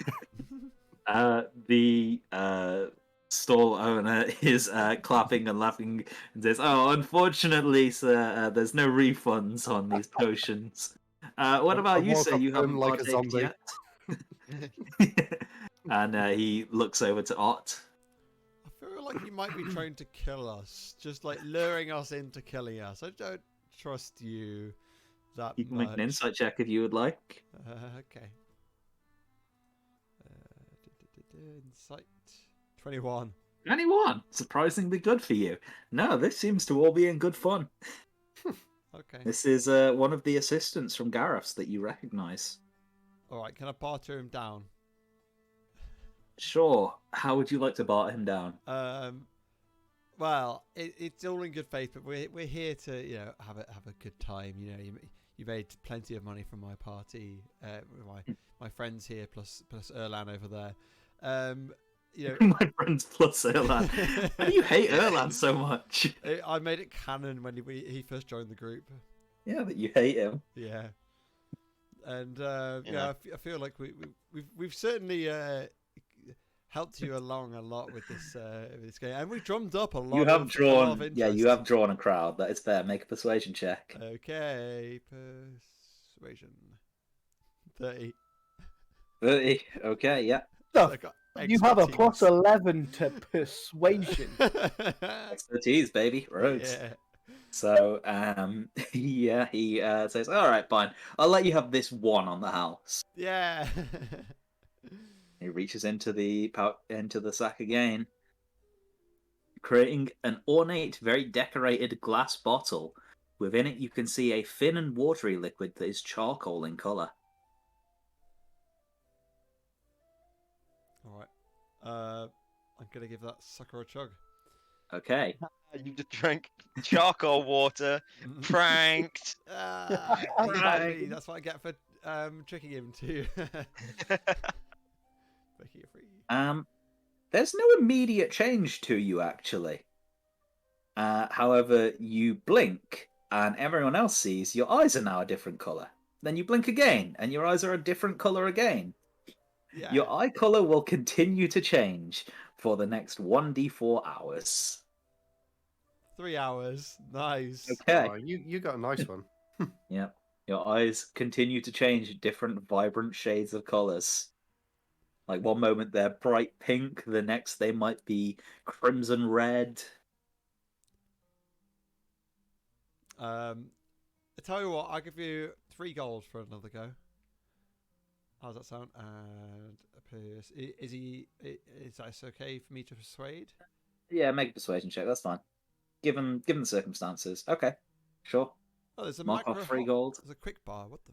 Oh my goodness! I've clicked a thing and it. There is a thing for macros, but I don't actually understand how they I work. dragged it and it did a thing, and now I don't have to get rid of it. Okay. Cool. I've never seen this before, so All right. I'll mark off. well. The potion container is a glass ball with no opening that must be shattered to release the liquid within. Oh. The potion itself is a warm liquid that is blue in colour. Is it actual glass or is it like like sugar glass kind of thing? I'm gonna say it's sugar glass. All right, cheers. In that case, I'll bite down on it. Okay, yeah, sure. You bite into it, and the potion pours into your mouth, and everyone, he doesn't disappear, but he certainly appears slightly translucent. For the next 1d4 minutes, you can walk through walls like a ghost. Nice. I'm gonna Give the rogue the ability to just enter people's houses. I love Yes. Yeah. Great. What's this potion called, by the way? These potions do not have names. They are purely randomly generated Damn it. by the sack of random drinks or the bag of random drinks. Damn. I want to find someone who can recreate this potion. I'm going to start walking through every building and going up behind people and going, boo! Scaring everyone as I come across them and go, ooh! Poking my head through walls. Okay. That's awful. You jerk. Why would you do such a thing? What's my alignment? You're again? meant to be a hero. Chaotic neutral. I like Yeah, chaos. This is all me. You scare several children who then like realize like what it is, and they like begin clapping and laughing. It's all good fun. Yeah. At one point, you do like poke your head into like a bathroom by accident, not realizing what it is, and like you get stuff thrown at your face. Like someone throws their bag at you, you like jolt back out like, huh, whoops. Is it just walls that my head passes through, not just like Yes. other thing? So I'm not like a total ghost then. I would say just walls. The thing said walls. Okay, yeah. So the handbag would have hit me if I didn't move out the way in time. Oh yeah, totally. Yeah. Yeah, people can hate you. Nice. So, 4 hours. I got to do. Well, no, 4 minutes, isn't it? Yeah. Uh-huh. Can I go? How far away are we from the? Oh, what's number 2 on the map? The Ascendant's Keep. Can I just like walk into a random part of the keep? You're pretty close. I'd say that like you've probably walked a little ways into the city, but like within an hour or so, you could walk back to the keep. Is it 4 minutes or 4 hours? 4 minutes. That is a bit sorry. Yeah, then probably won't have enough time. Yeah, you're a little ways away. Okay, never mind. I was just gonna try and mince my way into. I mean, that's like a recipe for getting arrested. You can push your luck so far. I mean, I'm Shall too we- far away anyway, so it's fair enough. We spent some time here. Shall we move on somewhere else? Okay. Yeah. So, before you find another activity that would gain you points, there is one other thing that happens to you. You are spotted by a particularly brightly coloured Aarakocra, a bird person like Risu. Although this one is significantly older, looking more like the equivalent of about 30 years old. He waves to you and says, "Oh, fate touched, wonderful, wonderful. Thank goodness I have caught up to you. Can I just ask you to spare a moment of your time, please?" And he, reaches out and probably like grabs one of your hands and like begins enthusiastically shaking it. It's like, my name is Julian Briskwillow. Insight. Trying to work out what on earth this guy's deal is. No clue other than that. Other than he Seems like the salesman type. He doesn't seem to like immediately be about to like stab and murder you. He Is says, that a name "Yes." generator? No, Julian Briskwillow was an actual name. Oh. Well, I mean, everything comes from a name generator, but it wasn't something I randomly generated right this second now. Oh, right. My name is Julian, and I would be just delighted if you would give me a few minutes of your time. I am a member of the newly formed Guild of Heralds, and I would love it if you would do me the honour of allowing me to be your herald, to spread tales of your exploits throughout Horizon. Oh god, my it's a God, sales it's the pitch. coin for the Witcher. He wants to be your Yaskia. What? Is he gonna just sing a song to us now? How good is he? He's more of a storyteller than a singer. However, he Oh God, it's Volo. he's Volo. Get him. Get him, stupid prick. So you like he would be happy to just like hear any of your adventures, or for you to tell him to F off, or he'd be happy to tell you of any of the exploits of other things that the rest of, or tell you more about the Guild of Heralds, or about other adventurers. And he is essentially like trying to make the sales pitch of, "Hey, let me be your herald. Let me make money by like telling your story all over the place and making you guys famous." Do we really want that? He's like, "Oh, I promise, it's only good things. I assure you, I will tell you your version of the story as you tell it to me." So, you make money off our exploits, and we get famous through your stories. Absolutely, it's what many would call a symbiotic relationship. You would find, of course, with increased fame, more such enjoyable events like this one.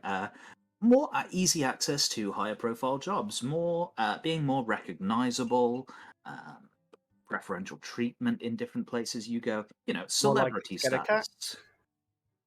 Well, I'm sure that you are already quite familiar with that danger. I'm not so sure that I would even be a factor in such things. What do people think? He explains that, of course, I will not be charging you for any of my services.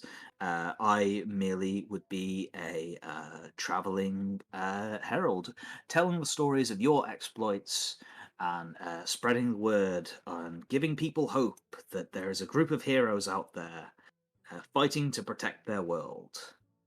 Saying is, you are the bird with a word. I may be called the bird with the word, or one of many birds, in fact. I told you that I'm from the Guild of Heralds. It's quite a new organization, but it's had reason to pop up in recent times. How many members of the guild are there? Oh, there's 24 of us so far. We're still actively recruiting more across Horizon. We'd like to find a way of spreading word across the other side of the absent range, but recruitment has been a little bit difficult, and of course, travel is never easy. So, how come you want to be ours and not some other traveling group of?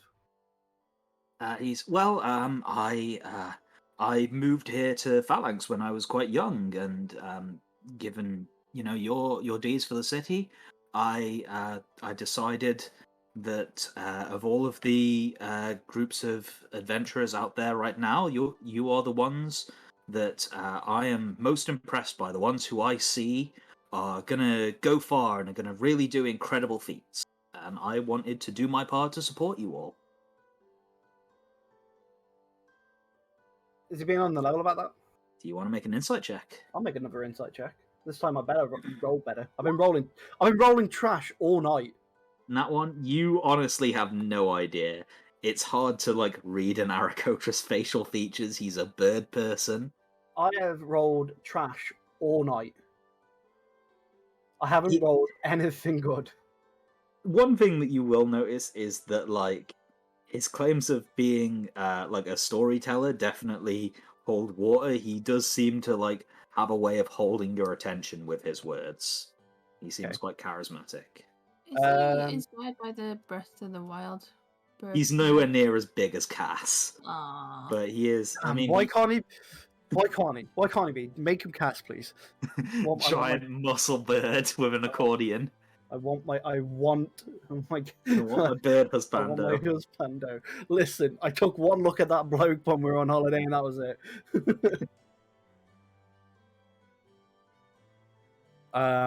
So, what do people think? Do we want this dude going around talking about us?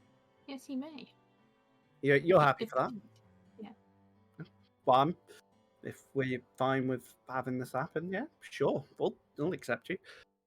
Can you tell us about other groups? We've not really heard about any other Well, I mean, who is there to talk about? I mean, like, Shellbreakers what? Nobody even cares. Logan's secret Shellbreaker sessions. Shellbreakers. Tell us about the Shellbreakers. Yeah. Well, Really. they're fairly new. Not many people have really heard of them yet, but they are another group of Fate Touched like yourselves. They've been operating in the northern end of the continent. They gained their name after they protected a settlement to the north of he says Riposte, which is the name of the dwarven citadel, which is underneath the citadel of, I believe, the land. It's the only one we haven't been to. Yeah. Well, you've not been to two of them, but it's the name of the northern citadel, and the citadel of the land. It was a village on the coast to the north of there that they protected when a dragon turtle began to attack. And they gained their name the Shellbreakers after the barbarian in their party split the dragon turtle's shell with a single mighty blow, forcing it to retreat into the sea. Damn. That's an impressive feat of strength. Sea turtles are not. Dragon turtles are like fucking dangerous. And he says, and I assure you, every word of it is true, and no embellishment from me, I promise. Jeez. Any of You're it? welcome to make an insight check. It's like, anyone else want to try and make that check? I've been rolling so badly, I can't even tell. I would probably fail instantly. If not, I'm gonna do it. Fuck it. No. Not even getting above. I'll do it. Oh, I didn't Okay. really help. And okay. Yeah, no, this just sounds like a way better adventuring party than you losers. Hey, we've done some pretty crazy stuff. We just saved the city from a giant primordial fucking worm.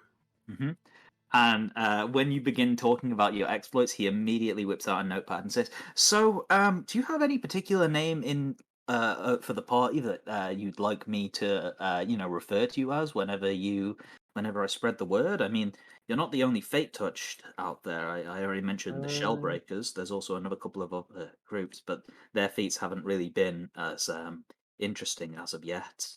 And we have reason to believe that there are probably some on the other side of the continent as well." Or on the other side of the range. Oh, man. What's our main claim to fame? I mean, what was the thing that we've saved this? Well, I mean, saved- you We've saved Duskwatch from you defeated the vampires of Fallen Dawn, you have befriended Francisca, you have negotiated with the Deep Terror, you've defeated Orm Medora, explored Vatara, befriended Illatran. We should kill all the other Fate Touched. Vanquished the Maybe something Efreet to do with Darger. On Medora, because that's the whole reason for this festival. Yeah, right? I mean, that's your why most we're here. recent exploit. Yeah, and that's what he would like to tell other people, surely, Oh. if that's why he's here. I mean, what would be a good Or a Medora the name? Explorers. Medora the No, we need an actual Well, I name. mean, I can't think of one. I'm not good at this. He suggests, like, well, I mean, we could do something as simple as, say, the Worm Slayers, but I mean, that's not the most grandiose of titles. No, that I was Worm thinking that, and Slayer. then thought, no, that sounds really like wow. I mean, it's not Great like your name. name needs to be something based on your exploits, perhaps just something that sounds impressive, or something that has a particular meaning to you. This should have been given to us before this session Yolya started. and the boys. Hi, I'm Yolya, and these are the boys. And the one girl. Boys is gender neutral. It's spelled with an I. It's And a Z. Yeah. the virtuosos. Boys. Yeah. The virtuosos. That's The virtuosos.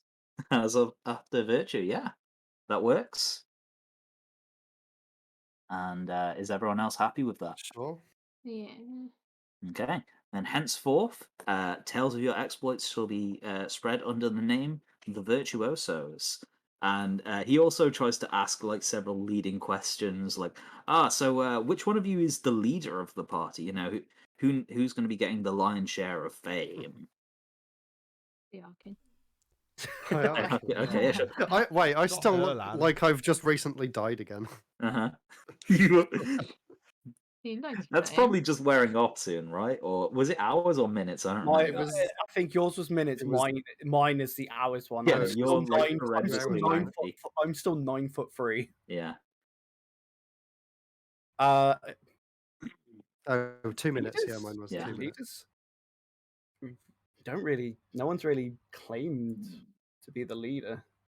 We all No. work I mean, as a you team. There you isn't can like necessarily a leader. 100% like say, no, we don't have a leader. We're a group No. of, friends. Yeah. Yeah, Yeah. friends plus Well, a it's man. more Yeah, it's I more agree. that. Like, well, that is of course wonderful to know. It's very inspiring that you all are equal to one another. He asks you, are there any particular tales you would like me to spread? And Think, this is your chance to make tellings of your own stories and to make yourself sound as good as possible. I think we talk about all the things we've done so far. So we saved the city of Duskwatch from what was it, a gift It was a invasion? terrorism.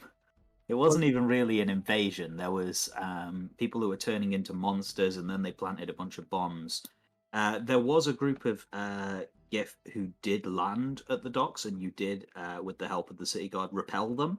But it wasn't really enough to be called an invasion force. Ah. Of So, yeah, course, when you tell the story, you could totally say that it was an invasion that you repelled. I mean, it was technically. I mean, the GIF landed there as an attack. That's an invasion. Just because it's a small amount of people does not make it an invasion. I mean, it wasn't a small amount of people. There's quite a few of them. Yeah, it was only one ship, though. It was about 50 people. It's an infestation. It's Infestation. still an invasion. Yeah. So yeah, that'd be one of the first things, and obviously we could tell them about our exploits at purging the undead menace of Fallen Dawn. Yeah. The Slayers of Lord Hector. Yeah. Vanquishers of the Vampires. Then And like he is like eagerly jotting all of this down in a notepad. then there was obviously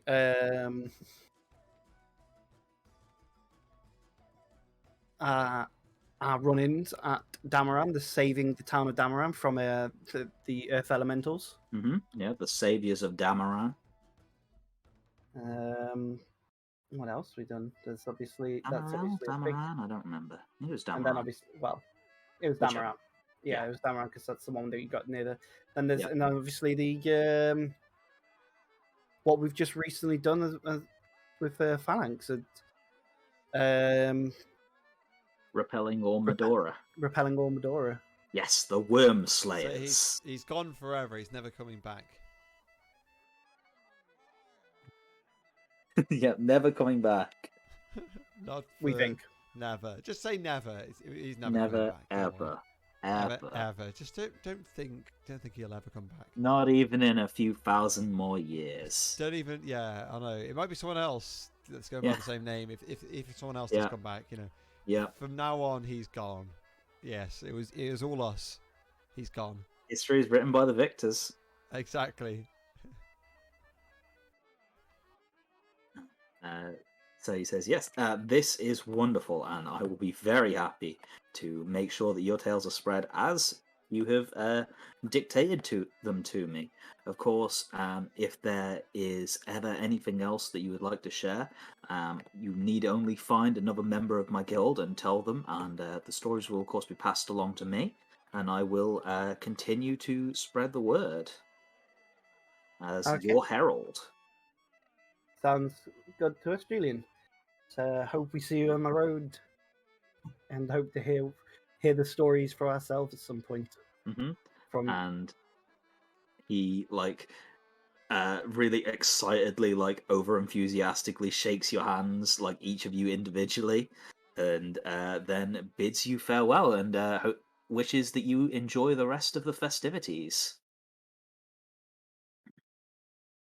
Oh, this is going to be an interesting situation now with having someone go around and telling people about us. Well, you know, there are other high-level people within the world, and they're not common, definitely. But you've been told they're of a fate touched. Very I much. think you would have been told that the Shell Splitters, in particular, are natives to Horizon. Yeah.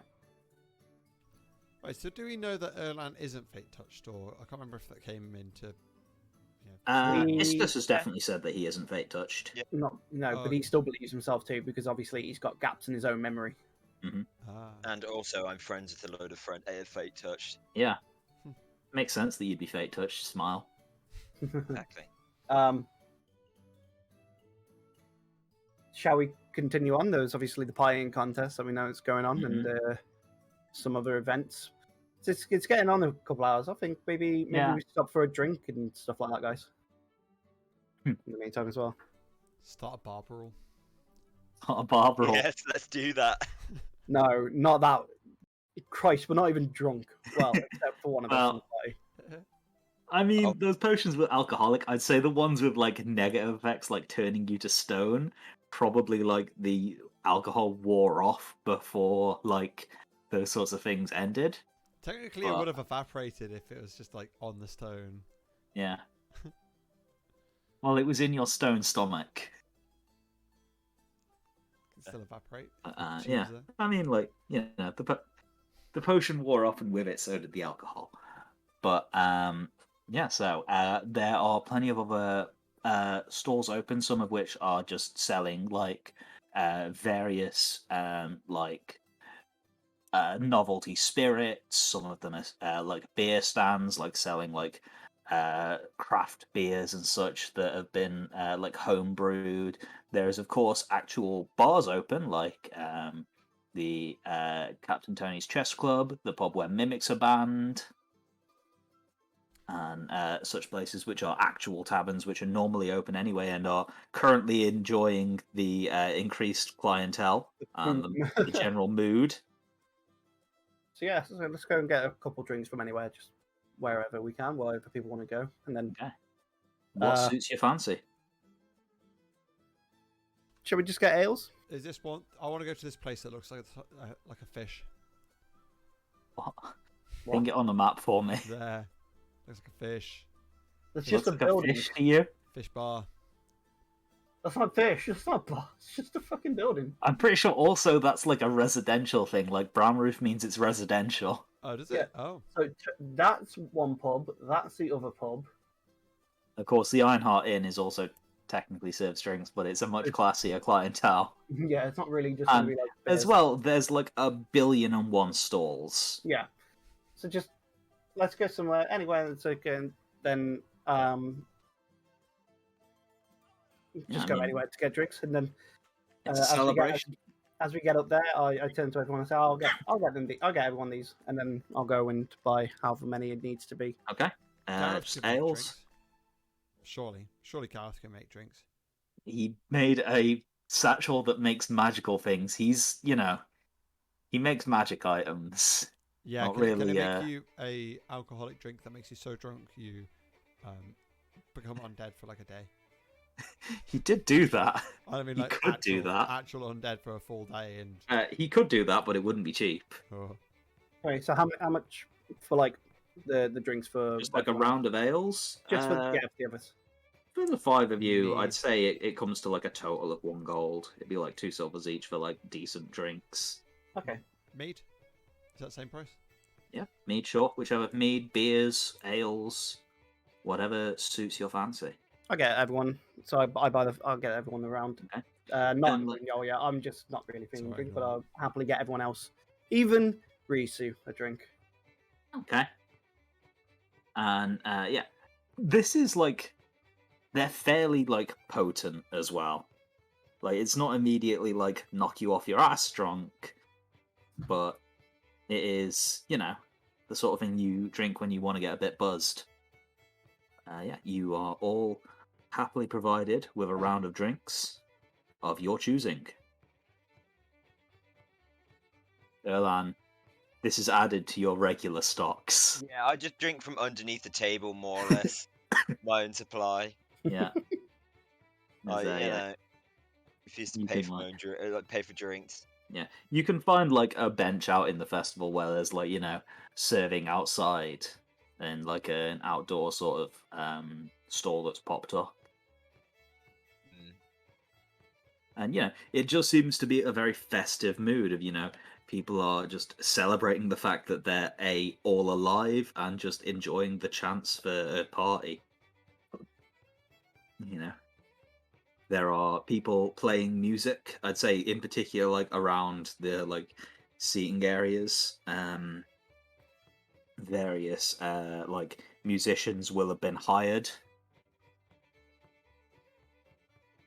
But this is having a nice little fun event party. In fact, I'd say that there's like probably like some people who try and like pressure Erlan into coming up and performing.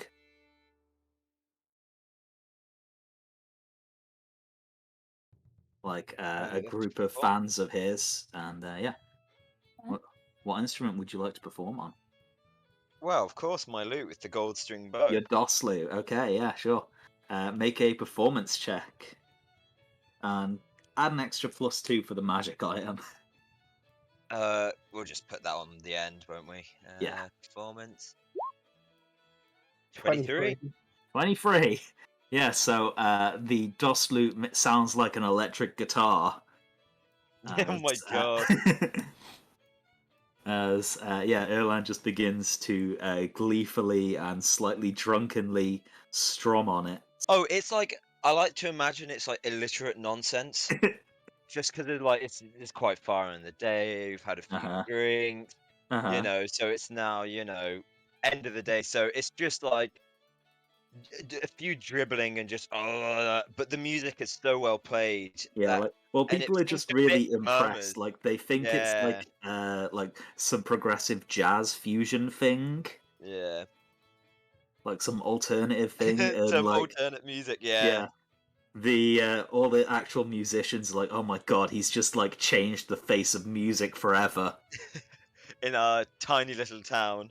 It's like instead of like postmodernism, it's like post-Wormanism music. Post-Madonnaism. Madonnaism, yeah. Oh, beautiful. And I hope it, and then as I finish, like people like slide across the table when they're doing like a guitar bit. I just slide off, but then hit like a load of banana peels on the table and just go flying off like the end. Continue skidding, you like knock a bunch of drinks over. Yeah, exactly. And as soon as you guys like all sit down with your own drinks, like people start like coming up to you and like offering to like buy you drinks and like introducing themselves and saying that they're like big fans. And like just trying to like shake your hand and like get a moment of your attention. Oh yeah, if they're big fans, what's my last name? Leon. Rasu Leon. Okay, fucking Dwight. Jeez. There is probably some people who like freeze in their tracks and like,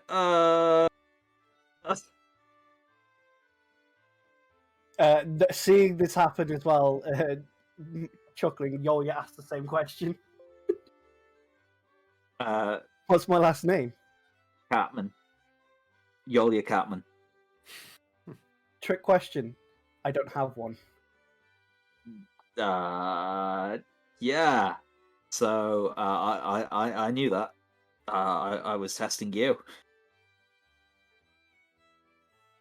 Beers for everybody. And like they walk away like embarrassed. I'll laugh again and then just shout really loudly, "Thank you for the drinks," and then pass them off to everyone else again. Keep you drinking.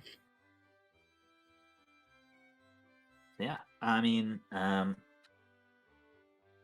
there is, a few hours left in the day, besides just like, sitting around and drinking. There is still Hamilton at the pie eating contest. Oh yeah, this was only going to be like a quick stop. You must be done by now, surely.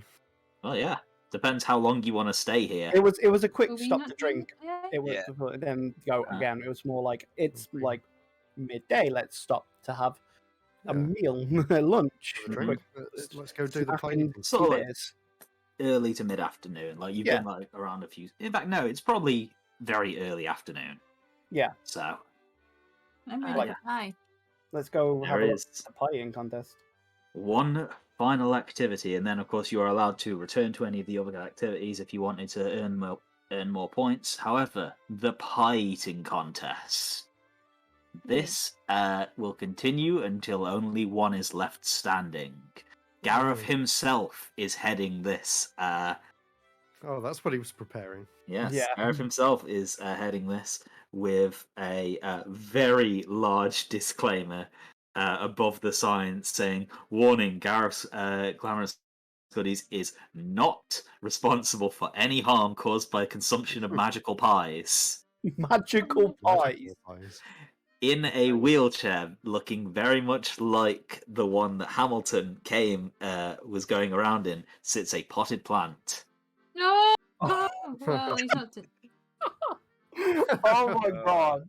Um, This is the same spell as Wild Magic, right? Oh yeah. magic save. Wow. Around the place, you see people with a variety of strange magical effects applied to them. Some of them have been changed into animals. Some of them have unusual skin tones. One person is slightly levitating in the air, surrounded by flumps. Oh my god. Are we doing this one? Oh, no. Yeah, I don't have the ability to cast Fireball, so I can't Fireball myself, right? So, It doesn't matter. It'll cast fireball. no. So I will explain the rules of this. It is a 20 gold entry fee, and there's 50 points to the winner. Each turn, a player can eat one pie, and they have to make a Constitution saving throw, and the DC starts at 5 and goes up by 2 each time you eat a pie. Oh, Jesus. Eventually, you fail the con save, and you are knocked out of the competition. You also roll a percentile die. Every time. Every time you eat a pie, you re-roll 7 to 10 because that's the like cast magic missile, cast fireball, kill someone rolls, and this is not meant to be lethal. Okay. So yeah, Everybody? everyone all gonna joining do this fun. one. I'm Yeah, let's do joining it. this. It's gonna be fun. There is also, if everyone joins, there will be one NPC who joins, as the spots are mostly filled up. But there's a long queue of people who like wanted to join in with you, but only so many people can fit at a time. So how many are actually doing this? I heard Sarah, I heard Risu, I Okay. heard Everybody Hyarkin. was. I'll do it. Yeah, so all of us then. Everyone's in. Okay. So, Gareth himself steps up and says, "Oh, wonderful, I'm so glad you could make it. Your friend stopped by a little earlier, but unfortunately he was knocked out in the 17th round." 17th, Jesus. Well, he actually had already won, but he just kept going. It was a little bit worrying. How Yeah, many that's rounds just are like there? him, isn't it? Oh, it keeps going until no one else is, until there's only one Is person he left playing standing. against himself? Sounds like Well, him. he'd already beat everyone else. He got the 50 points, but he wanted to keep going. And to be honest, I was interested to see what would happen. So the only reason he didn't carry on is Was because he turned into a pied plant? Because he Yes. turned into a plant. Jesus How How long is Christ. it going to be Yes. like this? Oh, it should wear off in a few minutes. He only just finished. We're all going to rip into him when he turns back into a human. Anyone want to Oh, water not him? if one of us. Anyway, shall we begin? Yeah. anyone want to buy a potted plant? Piss on Hamilton. So, what will happen is before you make your con save, you will roll a D100 first of all to determine the type of pie that you eat, because some of them have special effects. However, D100. Sorry. Oh, That's a fudge. what is a fudge? That's by fudging your rolls essentially. Oh, so you can like choose what you roll, I guess. Oh, You can fudge. It's cheating. It's cheating. It's used. It's a thing people say. It's don't If you're roll like them. Sorry. I don't know Yeah, what you're doing. 20, Plus you one, minus choose one. that you roll 20, I guess. Hang on. /R DF 20? Maybe? Just says success. Don't know what that means. Weird. Don't know. Stop it, guys. Come on. Okay. Anyway, yeah. So roll a d100 for everyone. All of us? Should we do it all at once, or? That's fine, just as it is. Does Nick have to do a wild magic search as well? Everyone will in a moment. Yeah. Oh, right. We'll all end up as Matt, we're waiting on you. Yep, just Matt now. Matt, are you there? I think Matt's dead, actually. Has he turned into a potted plant? Yeah. Dead? There we go. Roll a d100 then, nerd. Pay attention, nerd. 33. There we There we go. go, 33. Okay, so here we go. Always on 0 defense. to 60 is a normal pie, and there is nothing special about it other than the fact it will cause a wild magic surge. Okay. Did anyone get 61 to 65? The answer is no. 66 to 70. Did anyone roll that? No. We have an 83 and a 91. Okay. 83. You turn into a goat for 1 minute. You you may continue eating, but your stats become that of a goat, meaning you have +0 to your con check. But I'll be better at eating, right? Go to Oh. everything. Unfortunately, you only have a constitution of 11, so you have +0 to your Oh. saving throws. 91 to 95, your pie disappears as you swallow it. No DC needed, and you do not add the usual +2 to future DCs. However, everyone, roll a Constitution saving throw. For Sarah, it's just a D20, and the DC is 5. Does that So mean you I can don't? eat Does your that mean I pie. don't have to? You don't have to. Right. Sarah, unfortunately, unused to your goat mouth, you are What a knocked out in the very lucky- first round. Lucky. Oh. Lucky. Gonna Yeah. use a lucky on Reroll. this. Oh my. Not one. Do you want to spend another luck point? Yeah, I don't want to be out. So how much was this? Sorry. Yeah. There we There go. we go. Five. You 20 gold. DC 5 for the 20 first gold. one. Okay. Oh, 20 gold, yeah. But it's only DC 5 for the first one. So, everyone, roll your D100s on the Wild Magic Searchers. This is going to get complicated. Wow. Who not won? one. That's not going Give me a well, is sec. it? I'd Just- re-roll that one, Sarah. Why? Because otherwise it is roll it on the Wild Magic table each turn for a minute, so you'd get another 10 Wild Magic Searchers. There we go. Okay. 47. Do I need to Okay. re-roll on a 10, or is that one not? Is that one safe? 10, I believe you re-roll. Yeah, you re-roll 10. 1 sec.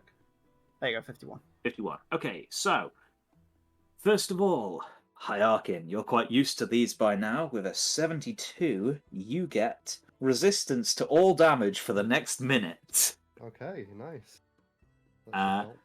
Ott, with a 14, you cast Confusion centered on yourself. That's going to be interesting. Tis confusion. I need to look up exactly what Confusion does, but I believe it's going to seriously mess with everyone. This is going to be a short round, guys. Okay, so that will be starting next round. That will also affect you, by the way, Rob. Yeah. Erlan, with an 88, Yes. you cast Fly on a random creature within 50 feet of you as Gareth begins to levitate in the air. Ooh.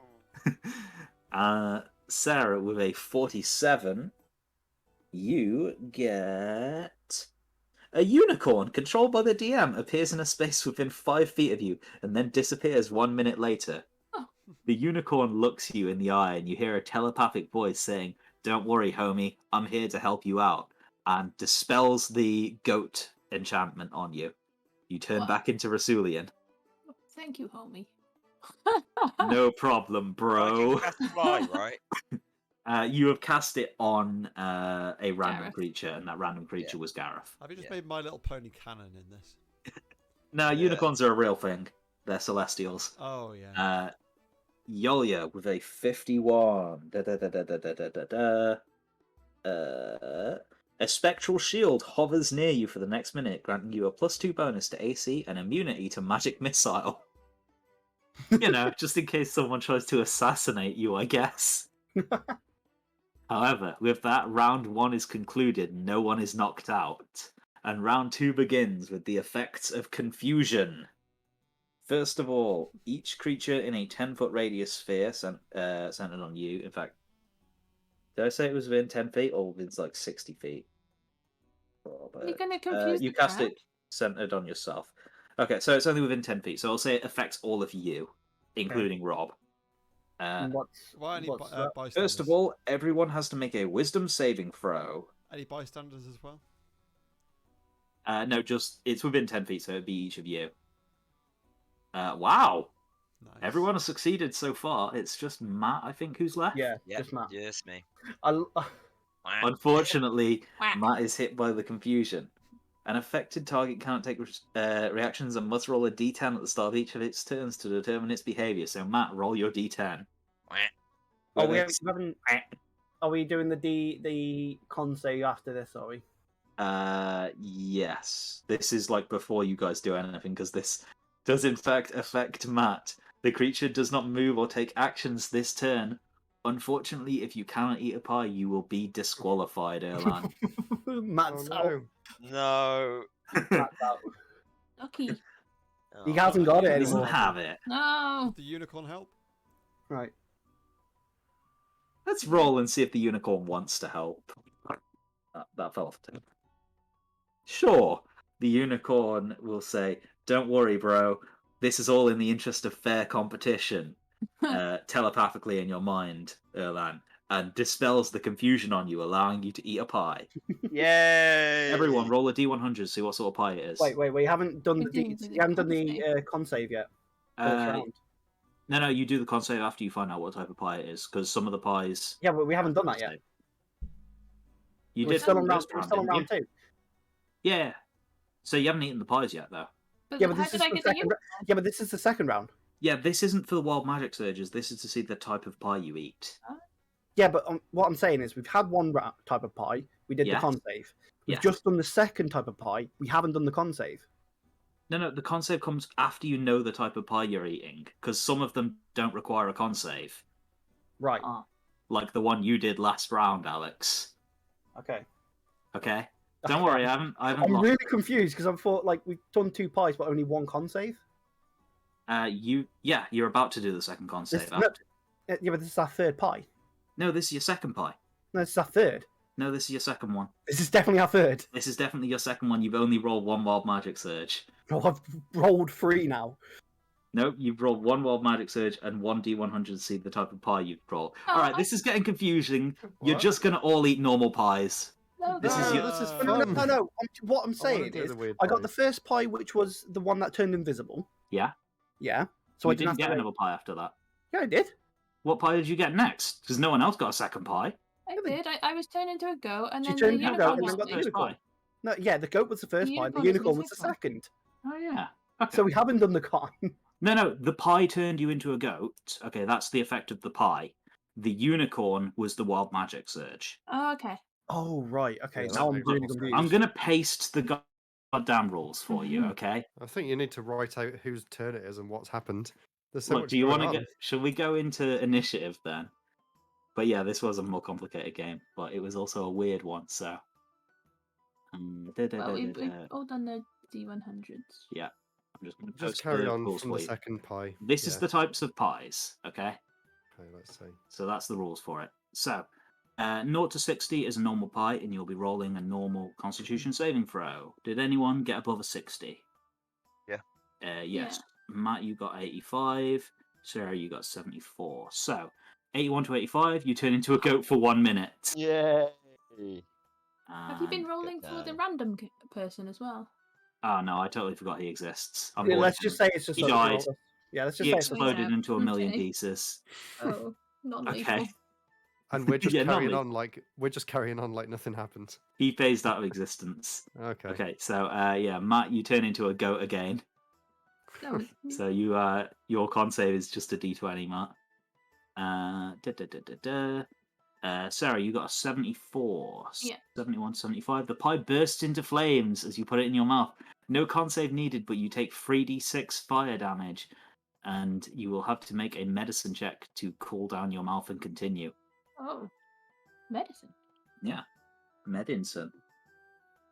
Uh, And I will roll the damage with 3d6. Oh, she doesn't save. She doesn't make it. I'm not Okay, a well, pro. I'll allow you to make one more medicine check before you eat the next. Okay. You do, however, take 14 damage. Okay. As the pie bursts into flames. Everyone else just got a normal pie. So everyone, roll your con saves. It is DC 7 for everyone, except for Yolya, for whom it is a DC 5. Phew. Oof. Oh. Ooh. This game sucks. Unfortunately, Oh. Art and Risu are both out. No. However, I will let you have wild magic searches. Can I use my inspiration to reroll? Yeah? Wait, you had inspiration? Yeah.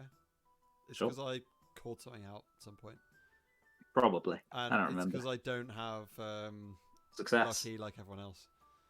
That's true. Anyway. I believe it's only Sarah and... no, Matt, you succeeded. Cool, Yeah, it's I only succeeded, Sarah who yeah. got knocked out. Aw. Oh. I will let you Yes, roll a keep us wild in magic surge, though. So roll a d100, everyone. Reroll that one. Yep. 17. Nice. There you go. No Okay. pie. No pie, it's alright. No. So that's wild magic surges for this second d100. Okay. It's the random effects. Yeah. Okay. So 13 for Ott first of all. You cast confusion centered on yourself again. Hell yeah. 69 for Nicholas. Do we get extra confused?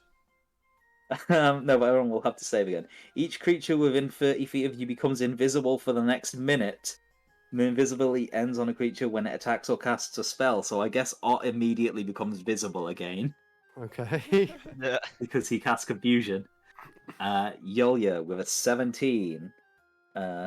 You grow a long beard made out of feathers that remains until you sneeze, at which point the feathers explode out of your face. Erlan with a 48. Yep. You get a unicorn controlled by the DM appears in a space within 5 feet of you and then disappears 1 minute later. Another unicorn appears and says, Yay. looks at the other unicorn and goes, "Oh, hey man, you here to oversee the competition?" "Yeah, me too." Look, there's another 2 spells that are gonna, mess around with things. Let's deal with that and dispel the goat form and the confusion. Hit me up at the pot field, right? And Sarah, for your last wild magic surge with a 37. 1d6 flumps controlled by the DM appear in unoccupied spaces within 60 feet of you and are frightened of you. They vanish after 1 minute. Dude, this is a really sad round for me. What does a flump look like again? It's like a little happy squid monster that floats around on a fart. Ah, that's adorable. As like a constant as they are floating around. And for a moment they're like happily waving and dancing, and then they all see Risu, and they all like flee and hide behind the unicorns. All right, and it is time for round 3. Everyone apart from Sarah, roll your d100s. Okay. So Rob and Matt remain. Right? Wait, where's... No, just Matt. Okay. Yeah, just me. Matthew. No worries. D100. Let's go. Coming right up, boy. Okay, 11. Out. So, anyone who got less than 60 is a normal pie. Yay. Just Nick. So, Okay. Nicholas. Tell me what my pie is. 61 to 65, your pie doubles in size as you swallow it. Increase this Oh, and God. all future DCs by an extra +2. Ooh. So, the DC is 9 normally, 2 lower for Alex, and 2 higher for Nick. Okay. Do you So want to 11 roll the for Nick. DC now for that? Roll your con saves, everyone. Yeah, 11 to beat. So what's Yes. mine? 7. 7 for you, yeah. I ate the giant pie. There we go. Success. Matt and Rob. Oh, can't say sorry, yeah. On save. Let's go. 17. 17. Success. You know, I just realised Rob used his inspiration, the thing that gets given out by the DM, not his lucky. I don't doesn't have have lucky. 17. I He doesn't have pass. a- Yeah, but no, You but to roll succeed. to succeed on some silly little game we're playing. Yeah, Funny. pieing contest. Good night. Funny. There's the man who was crying about the rules. Yeah. Let's go. Unlike Sarah. All right. Wild magic surges from everyone. D100. Be like that, Rob. Sorry. Oh my god. Hey, oh, fuck. 8. You have to re-roll that one, Matt. Okay. Because that's the fireball number. So you still get enjoyment from this, don't worry. So, Not- I mean, like, not random cosmic. stuff happens, but... Yeah. Okay. That was fine. Has everyone rolled their D100s? Yep. Cool. Yep. Alex with a 22. Creatures have disadvantage on saving throws against the next spell you cast in the next minute that involves a saving throw. I'm sure that'll be very useful for you. Nick with a 40. Yes. You regain 2d10 hit points. Okay. Not that I needed any, but thanks. Art with an 86. You cast Mirror Image as 3 illusory Ots, all like shuffle positions and eat illusory pies next to you. No one's sure which one is the real one. Erlan with a 12. Roll a d10. Your height changes by a number of inches equal to the roll. If the roll is odd, you shrink. If the roll is even, you grow. This is Okay. permanent. This is permanent. This is permanent. Oh god. Right. D10. Oh my. One. So I believe if it's odd, you shrink. So you shrink by 1 inch. Yeah. Manly Okay. Erlan. God damn. As round 3 concludes. I'm actually just turning into a dwarf. Like, this is just part of my life now. Okay. So it's another D100, right? This is kind of bogging it down. Should we just like have it be normal pies from now on? Yes. Okay, so everyone just con saves. It's going to be a normal pie. So it is 9 is the normal DC. No, 11 is the normal DC. Plus 2 for Nick. Minus 2 for Alex. So far you've all succeeded. Okay, so just we all Matt. beat it. Matt, you have to beat an 11. Yep. No worries. It won't open up the thingy for me. Give me a second. It's taking a while. There we go. Okay. Unfortunately, Oof. Erlan is out. I will Wow. let you make one last wild magic search. Did I? Is it? I was too busy crying, like worrying about my height. Yeah. So, like, Pretty that's sure the that's problem. Oh, There you go. Did I roll it? Yeah, no, it rolled. You got a 15. Yeah, cool. Sorry, I think the Uh, internet being a bit of a That's pain fine. in the fucking ass. Nicholas and Alex. Oh, you still need this to roll. Okay, one Oh, second. we're Yes. doing the D100. Yeah, There we go. Yeah. Okay. 74. There we go. Cool. So, first of all, Matt, your final wild magic surge.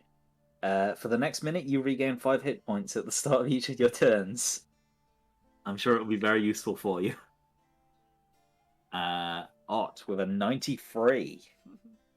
Your size increases by 1 size category for the next minute. So you are now considered a medium-sized halfling. yeah. Yolia with the 47. Another unicorn appears. That's a 2 in 100 chance, by the way. That's a 1 in 50 chance, and it's now happened 3 times. Nice.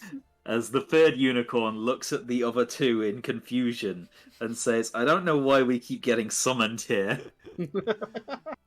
A 74, Nick. A random creature within 60 feet of you becomes poisoned for 1d4 hours. Oh no. Who's it going to affect? Let's say it's one of the other contestants. Each of you Yeah. roll a d20, and the one that rolls the lowest will get sick and have disadvantage on everything. Oh. Oh, that's Rob. Oh. Oh, actually, You- that's a good thing as well, because I just remembered, don't I get, like, I can't You're be probably poisoned. immune to poison, yeah. I'm immune to poison, so it's Right. unlucky there, Rob. Yep. So, I'm out, so. Yeah, I'm Yeah. out. Oh, so okay. it's just the 3 of you. Oh, Okay. man. con checks for the next round. The base DC is 13. +2 for Nick, -2 Oh, for I Alex. fucking lost. I finally lost. Oh no! Oh, 13 Ot, base. Damn. you're the last man standing Yay! with exactly 13. It's exactly Everyone Wow. rolls one final wild magic surge. 15, 70, and 18. everyone, right? 18. Yeah. Okay.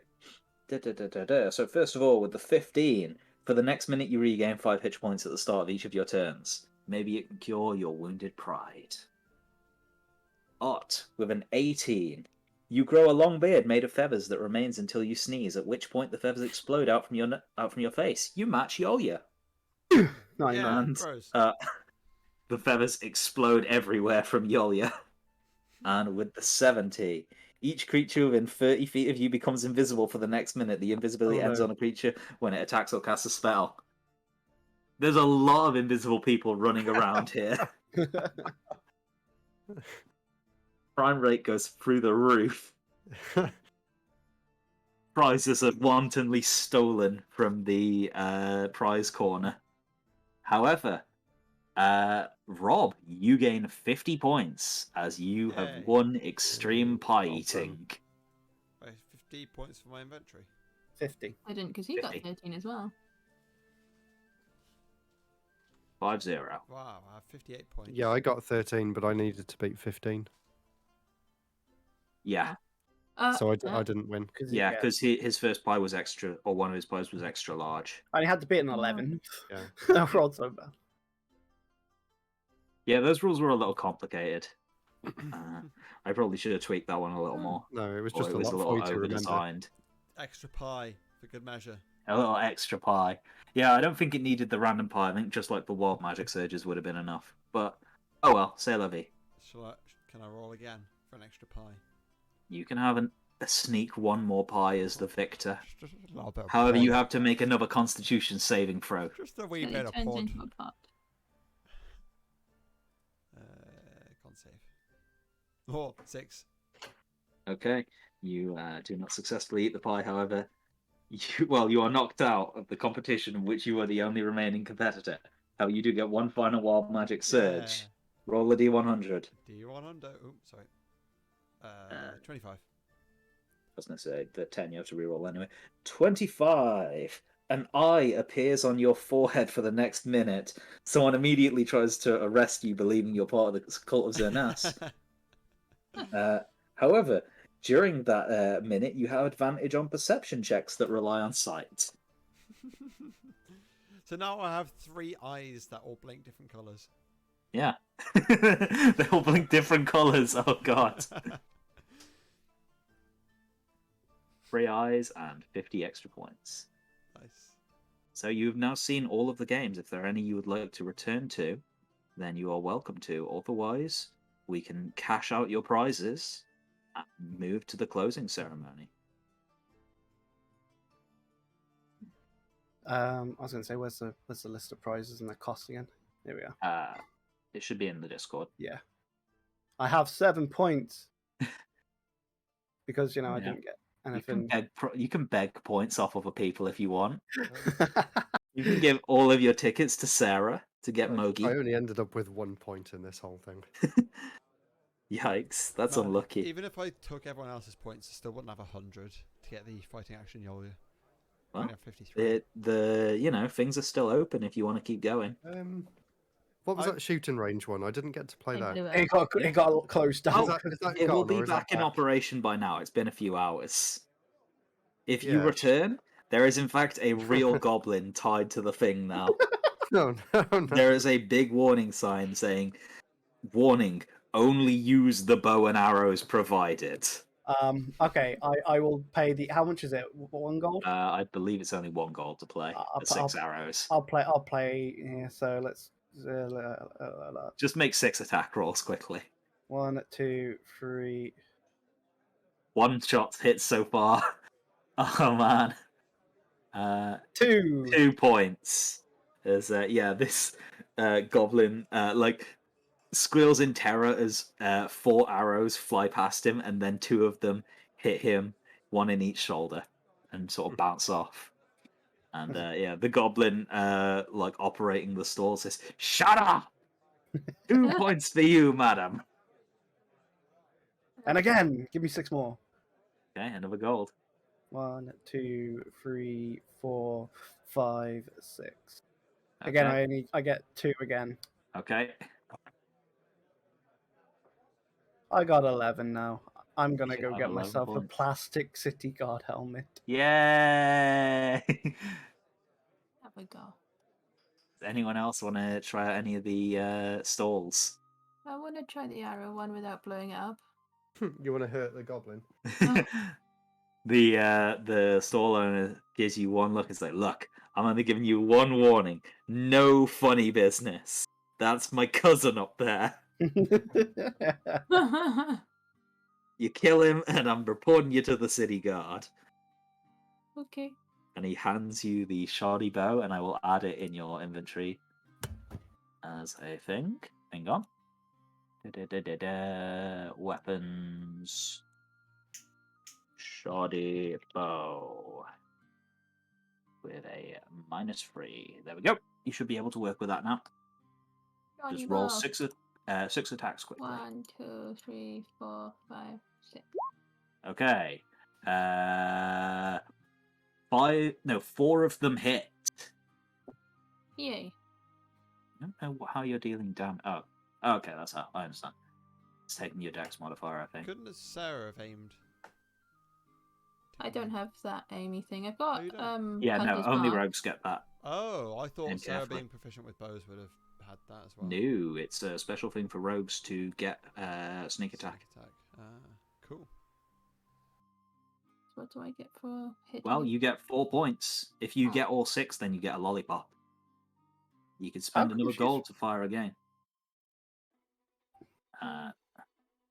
I will try and hang on. Roll 1d20. There we go. Let's try that now. Try rolling 1 just to check if that works. Yeah, there we go. Do it. But yeah, if you want to go again, you're totally welcome to. Otherwise, you get 4 points. Okay. Try again. Roll another 6. 4, 5. Okay, that is 1 miss, 1 hit, 2 hit, 2 hit and 2 miss. 3 hits, 4 hits. You gain another 4 points. As this goblin is starting to look a little bruised. He's like, "Please stop shooting me. People aren't meant to hit this often." Okay, anyone else want to go? Yeah, sure. Set me up with the shoddy bow. Yeah. I was the one who suggested coming back over. Bruise him. Close down the stall again. I will add you a shoddy bow. How many gold is it to play? 1 gold for 6 arrows. Oh, I got 8 points. You marked it off? I will. Right, roll 6 attacks, is it? Yep, 6 attacks. It's all set up now. 4, 5, 6. 1 hit, 2 hit, 3 hit, 1 miss, 2 miss, Poor guy. 3 miss. You gain 3 points. No one has got all 6 so far. Do it again. Wow. I mean, I easily could. That's 5. 5 shots. Oh, No, sorry, you missed 1. I mean, so you get 5 points. Oh, okay. If you want to have a go, Rob, then I can make it so it automatically rolls with advantage rather than you having to roll 12 times. Oh, is there a button for that? There is. I just don't have it normally because you don't always have advantage. Hang on. There is a thing saying prompt for advantage on the drop-down menu. You were clicked onto the right thing. I mean, the cog in the top right.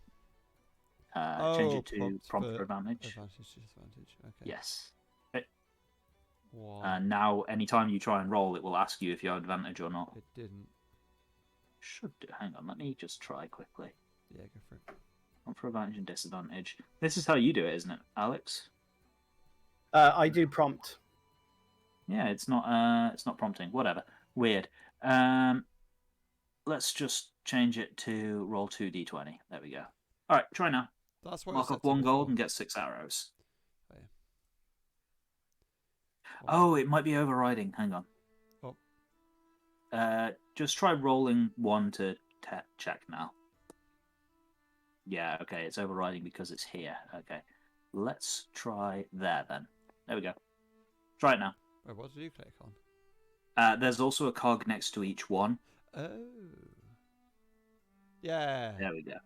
Okay, so so roll that 6 times. 2, 3, 4, 5, 6. We have a winner. Someone gains 6 points and a lollipop. Yeah. As the poor goblin, who is tied to a pole, slowly swaying from side to side, is in tears, having been shot several dozen times by now.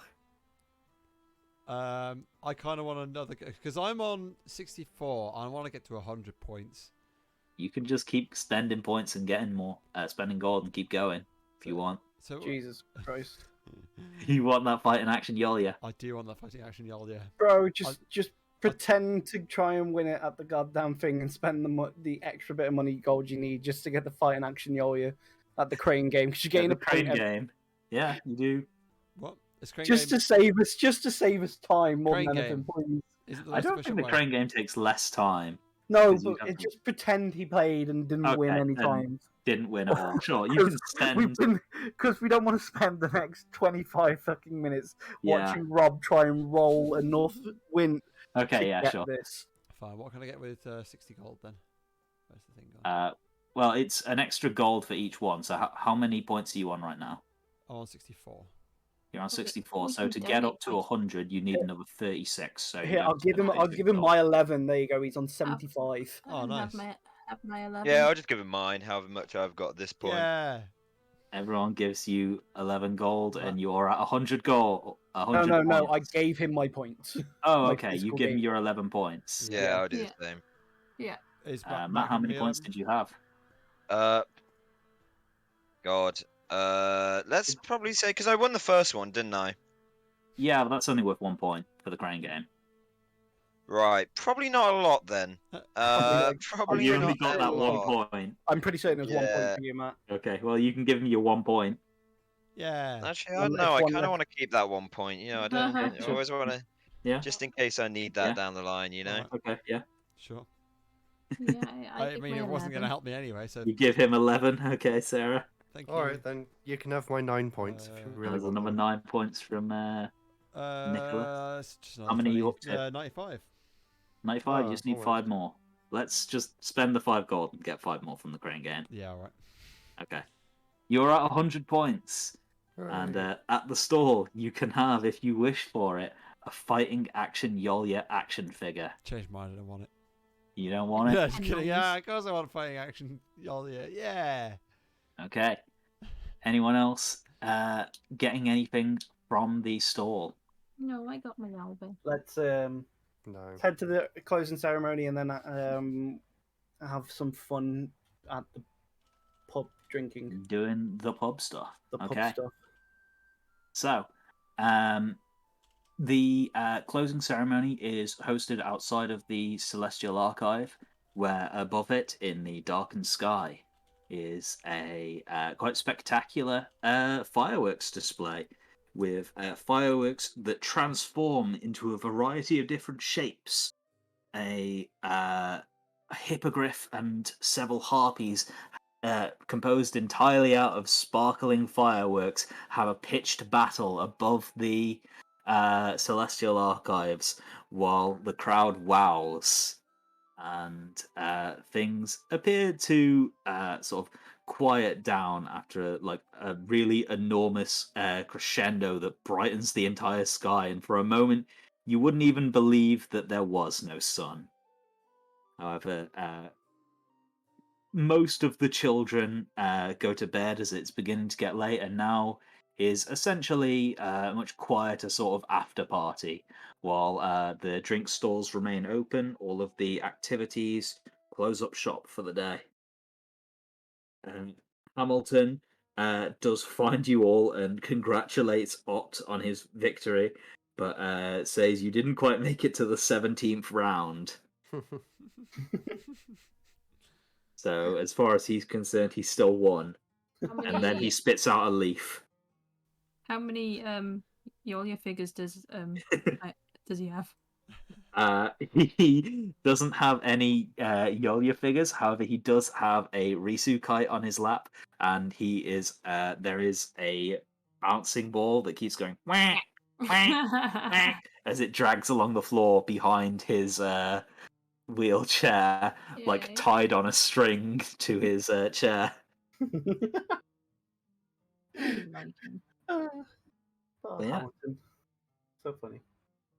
The bars remain open, and more adoring fans ask to buy you guys drinks, and more people want to hear Erlan play or want to see Risu do tricks while flying. Yeah. As I get people's drinks off them and hand them out to everyone, just keep passing the drinks on. Let's just enjoy ourselves. Mm-hmm. And just allow everyone to that performance to see how sick your tricks are. Yeah. You do a triple barrel roll, and then you shoot fire up in the air, and then you fly through the fire. It looks really dope. Is Rizu better with bows and arrows than not? Arguably yes. Right. As in she is a specialist with them. Whereas you are very dexterous, and she can fire on the move. If you wanted to get close to her thing, you have to stop and take careful aim. Oh, okay. Also, she has a super awesome magic bow. Yeah. Wow. Automatic nat 20. Yeah. Oh, wow. Wow. It's just wow. Wow. But yeah. Alex, if you wanted to spend another gold, you said you were going to go get more drinks. Yeah. I'll dump that gold. Mm-hmm. Keep dumping gold into people. So what are people's drinks of choice? Bimto. As you're in Grog. I don't know. I'm buying you alcoholic drinks here, Risu. Don't have to worry about that tonight. I think it's fine for us to have one night. She's a child. She's 15. Technically. Questionable. When we were all 15. Also, you do bring her into deadly battles on a day-by-day basis. Yeah, that's safe though. Because she's a child, excuse wears pretty thin. Yeah. So fine for a beer if you want. You can have a little beer as a treat. Is that is this the equivalent of rubbing a bit of brandy into the baby's mouth to help them? Okay, that's messed up. What? You don't know that? Did you not hear about that? What? Is that that's a thing that they used to do. Teething. To help with teething. That's to help with teething. Yeah. That's what they used That's to do. weird. I wasn't making that up. That's No, that's terrible. literally what they used to. That's literally Let's what just get the they used to do. babies drunk. I'm glad I wasn't the No. only person who knew about this. Otherwise, that would just would have been weird. It's a really old I think fashion it just thing to do. numbs their gum, doesn't it? Something Probably, like that. Yeah. but they are babies. It's not like they're going to be, have a lot of tolerance It's to this. literally. Bro, I was going to it say tastes it's really literally nice, like they dab their finger on a bit of brandy and that's it. And it's like Yeah. Yeah, it's like not a like an shot. actual. It's probably not going to do them a lot of harm, but Sorry Yeah. to kind of bring things to a close, but Uh-huh. I've got an early shift tomorrow. Yeah. How long are we going to go on for? Well, let's just do it for another 10 minutes and we'll wrap things Yeah, up, cool. shall we? So Gonna go But, we're still partying and drinking, right? yeah. Keep getting drinks for people. Okay. I mean, I think the implication is Yolia keeps going up and getting more drinks, and fans keep trying to encourage you and keep offering to buy people drinks and keep asking you to do more and more silly things, and I imagine it ends up a pretty lively night as you would eventually, I imagine, all stagger back to the Ironheart Inn, singing some variation of Yellow Submarine, except it's a fantasy submarine. So yellow apparatus of Gareth. Amazing. Submarine settings. I'll help. No, but the apparatus of Kowalsh does. Oh. So everyone's pretty steamed at this point. I'll probably. I imagine so. Yeah, I'll help people to their rooms and make sure they're tucked in asleep. Cat mommy tucks everyone in. Cat mommy being the mommy as normal to help out. Ooh. Okay. Make sure you're getting to bed and are subsequently out cold. Leaves a nice bottle of wine on Erland's bedside for when he wakes up. Perfectly ready for him. And a few banana skins. Leaves a banana skin at his bedside as well. I've got this image in my mind of Gregory slowly just going a bit insane with this banana peel thing. Gregory, Gregory, God, Erland. From an alternate universe, Gregory wakes up in a gutter. Shows you how tired I am. But Erland, he's just that he's just going crazy slowly, where he's pulling strings together in his mental corkboard with pictures of banana dealers in the local area and who's buying them all, just trying to pin together who's leaving all these banana peels on the floor. Someone is now actively messing with you. Yeah, he's got it. He feels this can't be his fate. Someone has to be doing. See what I did there? Someone has to be doing this to him. There is an active conspiracy to slowly drive you insane. Yeah. It was Zernas's plot all along. Anyway, so putting people to bed, making sure that they're all asleep. Yeah. When everyone is subsequently in their rooms and I know are sound asleep, I'll head back to my own. And I won't get into bed. I will grab all my packs. I'll put them on my back and I'll leave my room. I head back to Risu's and place a little note on her bedside. And I go and leave the inn and head off into the night. So Yolya's no more. Is Alex replacing Yolya? At least for a little while. Oh. She has left a letter on Risu's bedside.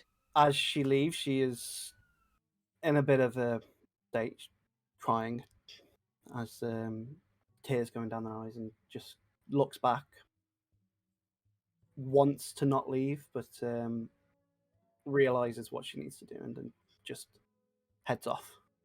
Okay. Hood up, cloak on, and off into the city. Never to be seen again. And that, I think, is an appropriate enough way to end the session. Fairly light-hearted. I think next session will be probably time for decisions about what the rest of the party is going to do next. Are you going to leave Phalanx? Are you going to head off elsewhere? I think I've got an idea. I think we all got the general same idea. It's just about how we do it next, I think, Okay. From the sounds of it anyway. I'm assuming that general same idea was Dragon's Rest. Yeah. Okay. That just again, that gives me a way to prepare other than God, they could go literally anywhere. They might say they go up to above the surface and they attempt to make a rocket ship to fly over the absent range. Yeah. Man, that sounds like an amazing idea. Let's do that. That would be pretty epic. We must go on a search for an American diner. Okay. We might find one on the way. The lumpy pumpkin. Also, this song, it was in The Wicker Man. Was it? Yeah, What? at the end. Okay. A different version of it, but... Well, your video's been copyright striked into oblivion there, pal. Not the Nicolas Cage one. No, I watched the original thinking it was the Nicolas Cage one. I was like, when's he going to show up? And the same thing happened with another film. I was so disappointed. A year before that. That Literally one with Nicolas Cage really made me feel sick. But the problem was, it's not Netflix. It was Amazon Prime Video's fault. It said, "Oh, Nicolas Cage stars in this." I was like, "Great, sure, I'll watch it." Because I wanted to watch The Wicker Man and Nicolas Cage shout "Not the Bees" and some other things. And yeah, it's just disappointment. But yeah, I'm happy to leave the session there. That one went on for a little while, just doing the party games. That's fun. We've all got yeah. work tomorrow. Me too. A more light-hearted session after the weirdness of the last session. Alex. Ot's gonna hate whoever Alex brings in next. Okay. Well, Alex, we're gonna have to discuss in between now and next session what your next character will be, and we will talk about what happens with Yolia. Yep. Think we do. But I get the joy of making a level 12 character. What do you mean you make the character? I'm making the character. Uh-huh. I'm gonna say, you say, oh, it's gonna be me doing it. Just be like Alex, make a level 12 character, and I Alex think it'll just be roll done up a within level an 12 hour. character. Yeah, I don't think you've got to worry particularly. Alex is just too good at this now. Yeah. I'm Alex good at actually it. read the player's handbook. Oh wow. Yeah, I know. Me and the boys all I illiterate. read it often. I read it often. Really? Like, I go back to it every now and again, just look up different things. You've Just look made up- a lot of characters though, before. It's like I mean, figuring it out. not- like fun. I'm have. always, like looking up things and making them characters and stuff and thinking of new ways. But yeah, Yeah, no. it'd be nice. Alex has got I was like gonna a say- dozen different characters he wants to try out, so... Have you? It'd be nice to see what the letter comes out as. Yeah. Well, And Rob, you it can doesn't post help it that now, me or and you you. can wait for next session to post it either way. I mean, I thought you putting it into the here, Oh, so I it'll can be in post this. I was gonna say it'll be in someone. You can put it into into I'll Sarah's. put it in the DND. Or do you want to send it directly to Sarah? I was gonna say it's. I thought you were gonna put it into like the handout things in the. Oh, yeah. The That's right, journal. I'll do that, actually. It doesn't take long. Hang on. It's in my downloads. Alright, so do you know which of your million characters you've made you're gonna? Nope. Nope. Okay. I might have. I've been talking to Logan about a completely new one. Mm-hmm. This is a very. This is a temporary thing. It's not going to be long. And then, if you give that for Sarah's character to read, and the others say if they want to, if they really want to, I'll put it in the chat. That's right. I'll make it available to all players, just in the interest of everyone being able to see it. But You could probably wait till we're playing and then it's all fresh, right? yeah, I mean, yeah, I've made the handout for it now, and we'll start next session with you opening the letter. But it's there ready, basically. Yeah. If anyone is interested, they can read it early, but it's up to them. Yeah, it is in people's journals now. Okay. Oh, that's Well, weird. place to put It'll be that. separate from everything else, though. I was gonna say, 'cause it's not a for me magic and item Rob, or anything else. it doesn't help that a lot of this stuff is written down because we are barely literate. Especially Matt. So you know, it's Rob's been practicing a lot while we're buying the house. yeah. Abaca, Or That's just him trying to say his postcode. Were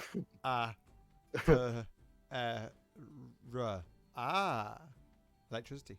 Wapper. Pancakes. Yo, bro, I feel like, bro, that this journal letter, bro, should not be in my inventory, bro. Bro, it's me, the unicorn, bro. I was gonna say, Matt- when did right. Matt become a unicorn? The 3 unicorns. Logan, Yeah. I meant to ask those 3 unicorns. Then were they already existing in the universe, and they just got teleported there for the purpose? These are the questions I don't want to answer. I'm gonna head off because I gotta go in the office tomorrow. Yeah. Yeah, Yeah. it's 11 normal o'clock. occurrence, Oh, mate, yeah. but sure. I was gonna say, is it like that film where the guy's like, I can't remember which film it is, but like every time he makes a mistake, he wants to travel back in time, and turns out right at the end of the film, he's just Groundhog killing Day? Are you on about Click with Adam Sandler? Wow, 2 very different movies here. Hang on. I think you might be right, Sarah. Hang on. Very sorry, guys. I will be also saying goodbye. Yeah, that's fine. Thanks for coming on, Matt. Yeah, no, it was fun. It's fun, nice, relaxed session. So, see you all in a bit. Ta-ra. See you later. See ya. I'm just gonna punch this on the end of the episode because it's fun. Okay. Bit of chattering. I'm not sure if it Adam even is Sandler. Click. I think it might have been something on Click YouTube. was the one where he The like gets remote the control. remote where he can like pause and rewind and fast forward time, and then like he fast forwards his entire life away.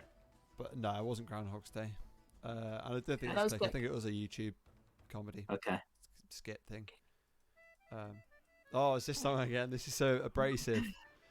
Right, I go Right, now. On that I note, gotta clear Nice. this. We gotta get out of on here. that note, I'm leaving. Yeah. Bye, guys. See you guys.